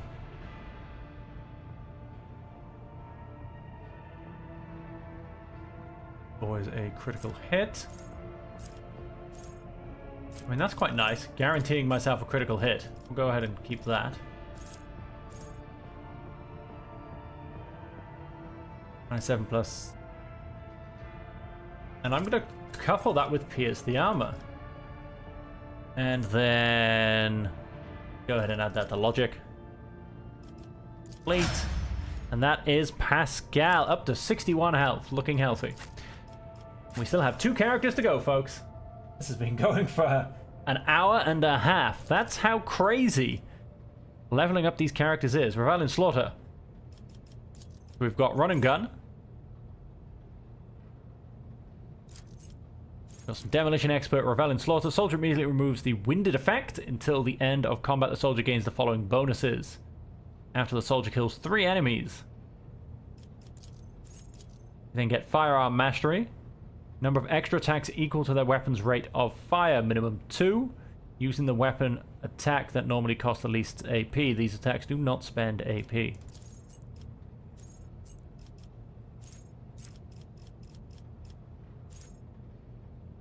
Percent wounds. This is because of being an Imperial character. And +5 to the characteristic that was chosen for humanity's finest, which I'm only going to assume is... No. Modifier stronger together, yeah, huh? Humanity's finest, agility. I can very much do that.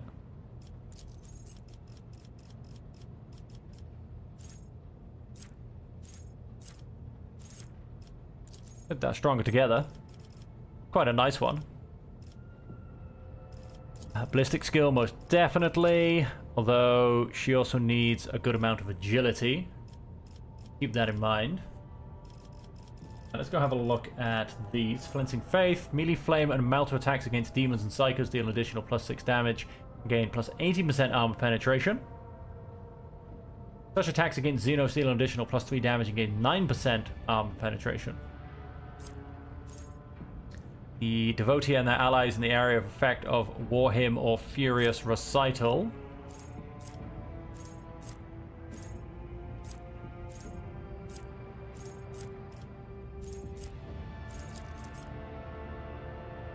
+1 damage for single shots and attacks of opportunity for 1 round. I'm not quite sure what War Hymn or Furious Recital is. Epiphany of Purification. All enemies in the area of effect of War Hymn or Furious Recital. I need to go find this out. Except I haven't done much, that's fine. Features, active abilities, Furious Recital. Aha! 5-star rated on the sister always hit by if the sister battle hits a demon. I'm gonna guess the area of effect is a 5-star radius. We went and amazingly chose Stronger Together. And then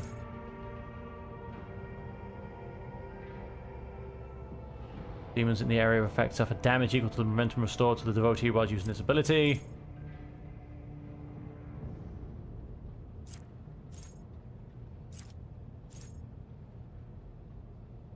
The devotee gains +12% to armor against attacks of demons and warp damage. The devotee's resolve is also permanently increased by 1.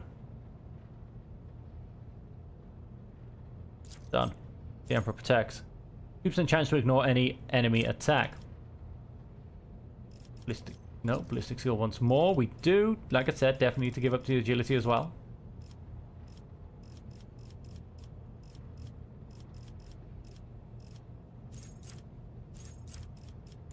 Skill.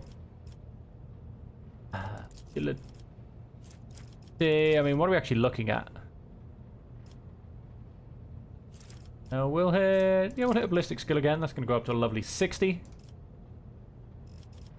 Controlled shot. The soldier gives a sign that they're about to open fire. The soldier and their allies will automatically dodge the soldier's next attack. Range attack might be the soldier's 110% damage and has an additional reduction.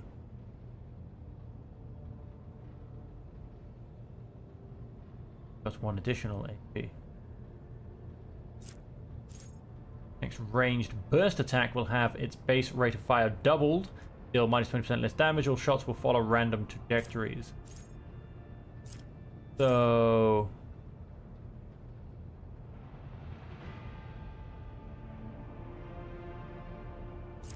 concentrated fire and controlled shot could be very nice. Right, let's go ahead and grab that agility.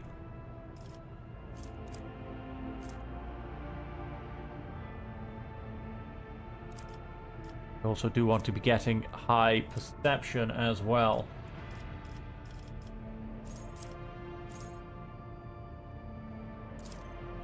Did I not get Stronger Together?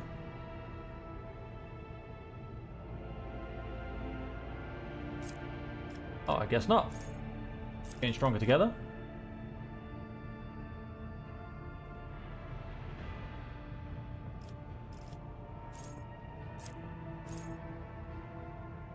Damage to enemies. Damage increased to 1% to the combat. Wreck and ruin.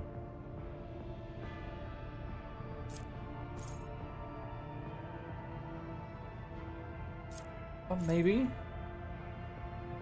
Cover against enemies from which the soldier is protected by cover at the moment of the attack. +1 agility into the end of their next turn. Cause an additional wounds equal to demolition. Soldiers demolition instead of intelligence is used to determine additional damage dealt with ranged area of attack. 5% more damage for every 10 points in demolition instead of 5% for every 10 points in intelligence. Yes. And that is dealt with ranged area attack. So yes, that's... We definitely need to get her a flamer, basically. And then we want to go and put this in... Well, demolition. Firearm mastery until the end of the soldier's turn. They gain +4 MP and their attacks do not spend MP. At the end of combat, the soldier's rate of fire is increased by 30%. At the end of combat, all soldiers' attacks are 20% harder to dodge. At the end of combat, the soldier's ranged attacks gain +10% armor penetration. Each of their area attacks deals additional damage equal to the number of attacked targets. Gonna get 2 of them, basically. Go for the harder to...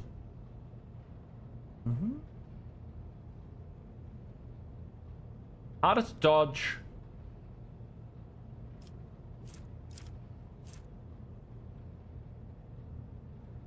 Maybe rate of fire? Quite sure.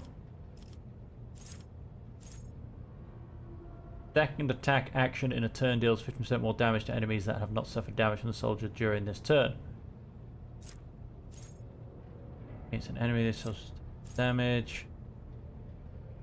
Kill him +2 MP whilst at full wounds. First hit of each ranged burst attack deals additional damage equal to the rate of fire.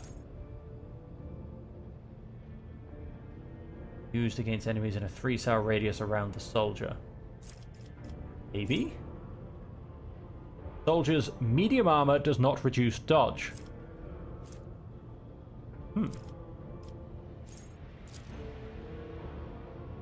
Do believe I'm wearing medium armor. Enemies damaged by a soldier's area attack suffer +4 damage from the next attack that hits them.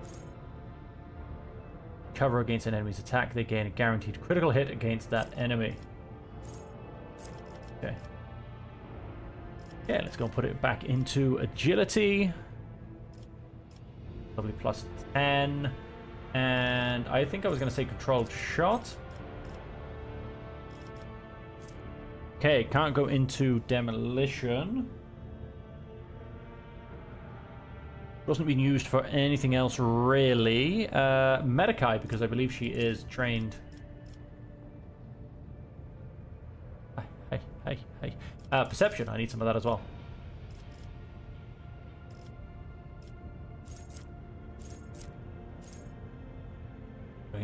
Armor against attacks. Okay. Against demons and psychers deal. Yep, cool. Down to the bottom. And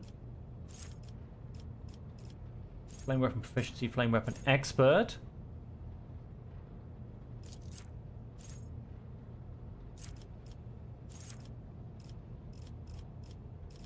Potentially. Or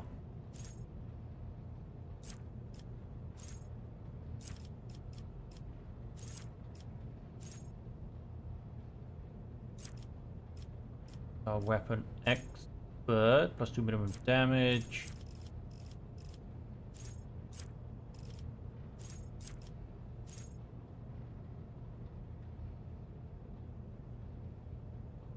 Yeah.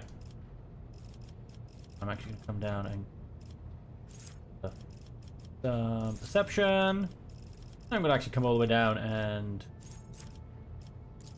demolition. We'll put it into Medikai. And ooh, I was not decided. Air attack deals additional damage. Okay, there's the big boost to stats and various weapons and styles mid combat. Now we were kind of. I think I'm going to stick with Bounty Hunter next.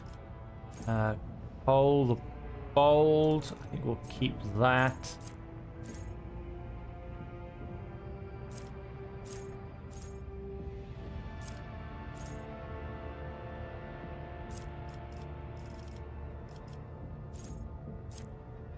The Bounty Hunter skills critical hit the game 5% armor penetration to the end of combat.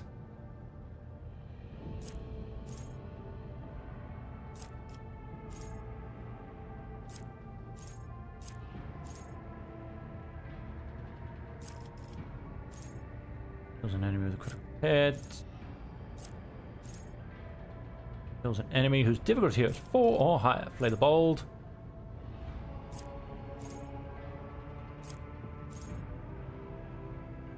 Shot and immobilize or stunned enemy.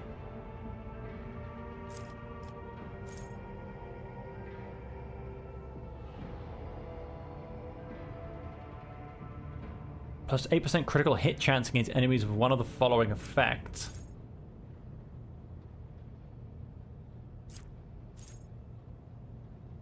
Killed by an ally, the bounty hunter gains an extra turn with half the MP and AP.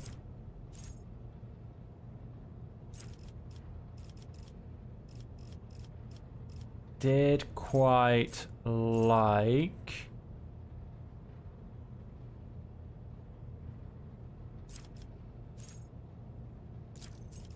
Pounce, Wild Hand, AP increase. Let's be honest, I think we're going to hit into some more ballistic skill.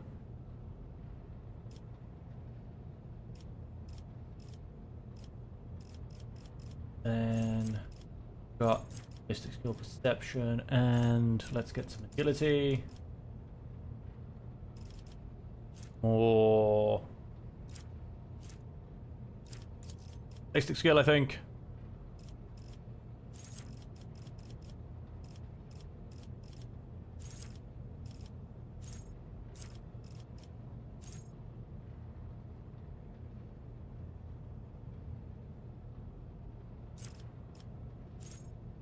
Enemy with an attack, they inflict a catch effect on an enemy at the start of Bounty's turn. This target suffers a stacking 5% penalty to armor and dodge.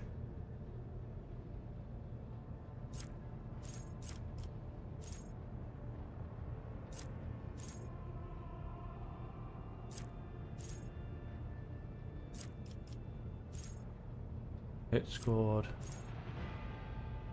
There's 5% armor penetration till the end of combat. We'll grab that. Let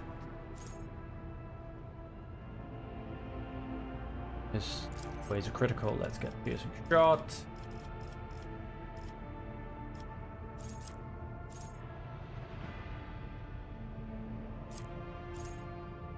Critical hit chance. 10% armor against Xenos or demonic creatures. Allies gain half the bonuses of No Heresy, or however Imperial characters Law, Xenos, and Law Warp always 0. Yeah, sure.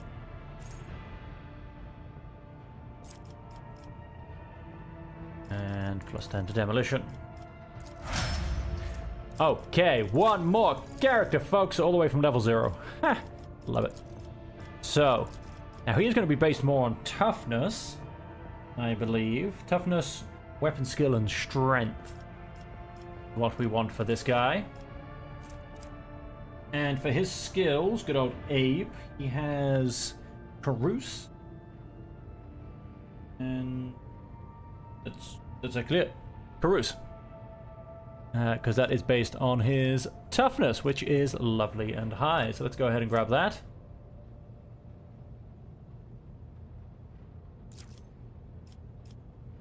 Then we get Endure, then we get Daring Breach.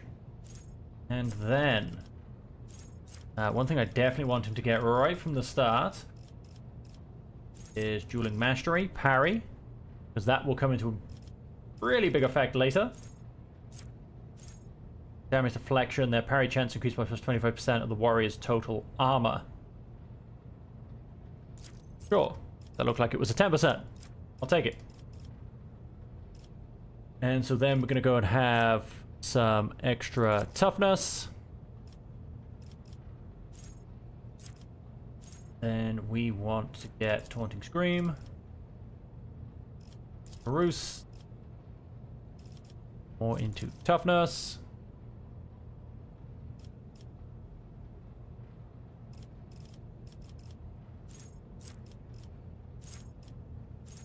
All allies affected by brace impact do not suffer the negative effects of melee superiority for the entire combat.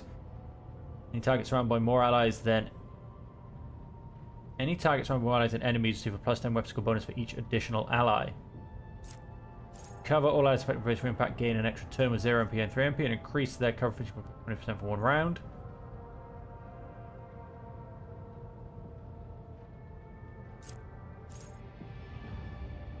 Any ranged weapon in threatened areas knocks enemies prone and pushes them 1 cell away during the effect.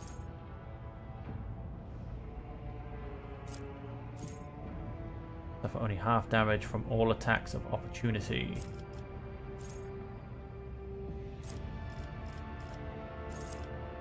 Base skill.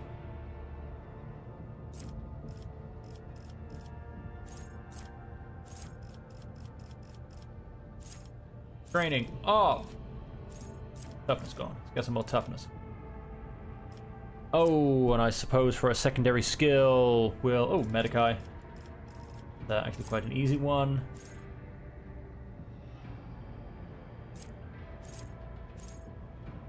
The warrior's next melee attack against the enemy deals an additional... Yep, done. That'll also come into effect later.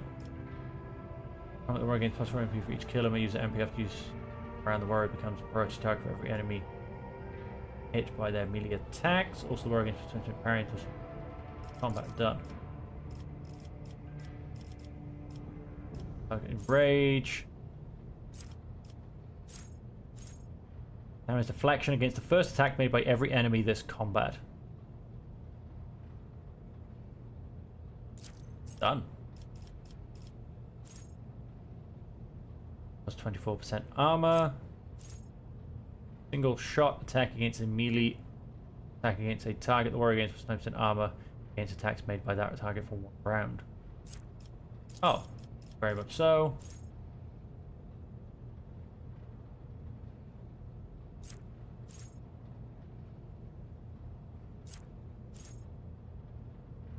If the warrior parries an attack, then next warrior archetype ability costs minus maybe.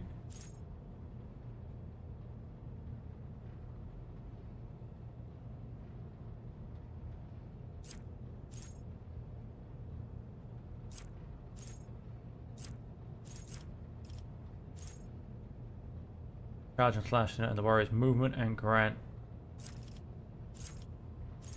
Possibly, we'll go for disarm. But you know, there's going to be a lot of back and forth and parrying, etc. Now, strength and weapons skill. Really, I mean, I suppose agility as well.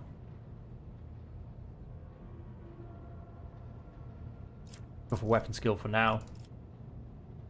And I'm thinking...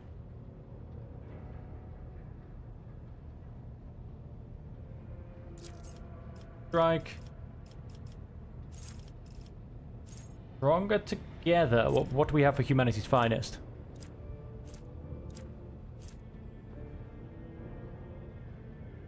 Nope. Humanity's finest. Toughness. Very much so. Why not? And let's go ahead and grab another into weapon skill. And into Medicae.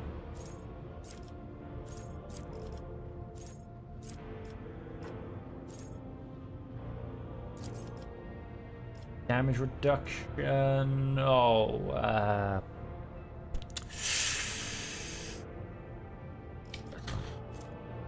I don't know. Athletics. Another one's coercion or demolition. Yeah, athletics. Sure. Then strength. Next.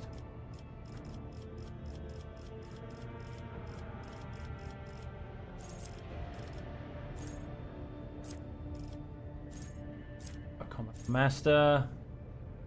No melee superiority bonuses against this target. And then additional watch.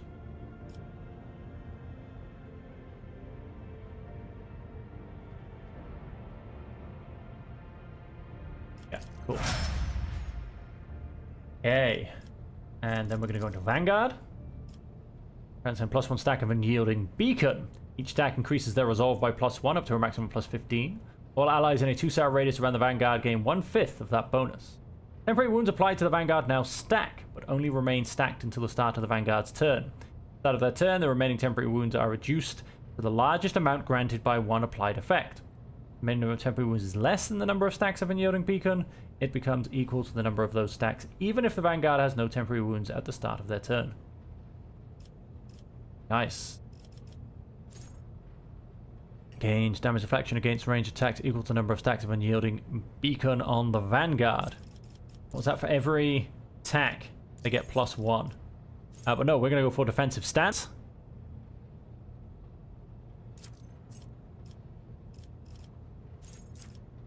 Then...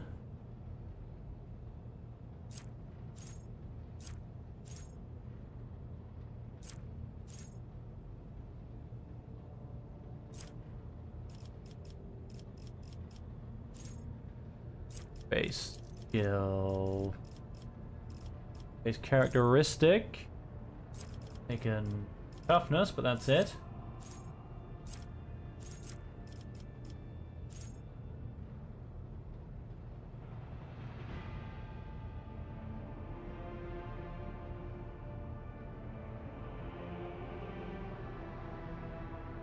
I'm thinking I might take weapon skill.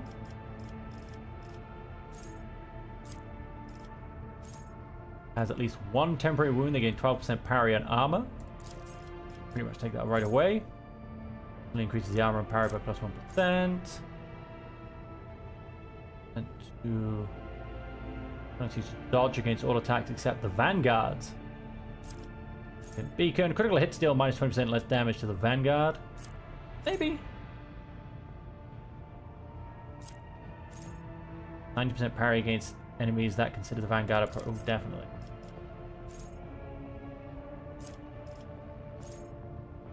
All their temporary wounds are lost. The Vanguard gains a number of temporary wounds.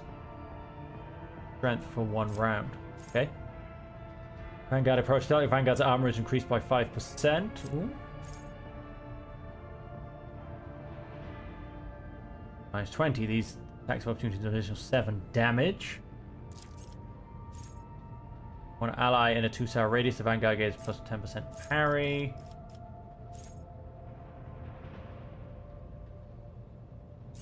Hit.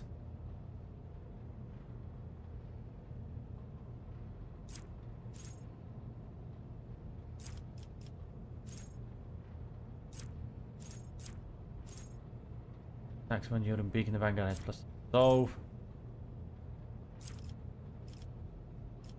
Next. Until the next turn, the Vanguard attacks each enemy that attacks the Vanguard's allies in a 3-star radius. AP.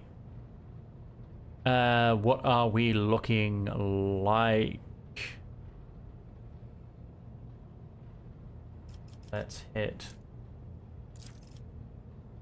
Strength. Hit. Weapon skill. I need to come all the way to the bottom, because one thing I definitely need to get for this character is... he will not die. It will not die. Defensive stand, bulwark. Ranged attacks equal number of stacks of unyielding beacon on the Vanguard. Push and force movement effects until the start of the next turn. Gain 3 plus number of unyielding beacon stacks temporary wounds. Will affect the target suffer -50% less damage from the next attack. The effect lasts until the start of the Vanguard's next turn. Enemies in a 2-star radius around the Vanguard. All allies in a 2-star radius around the Vanguard gain the following ability, which costs 0p and 2 MP until the start of the following. The character can move to any cell adjacent. ally. All enemies in a 3-star radius around this ally must make a willpower resistant test with minus 15% penalty. Becomes their priority target. Enemy in their melee range to immediately attack the Vanguard. All of the Vanguard's allies who are wielding melee weapons and adjacent to the enemy make an attack of opportunity.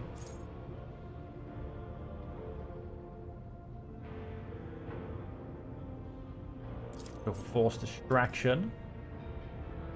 And we want Rus.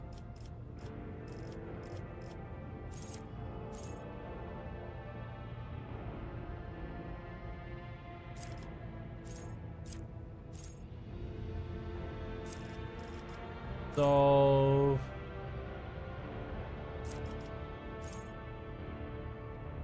Let's do less damage. That's what we are.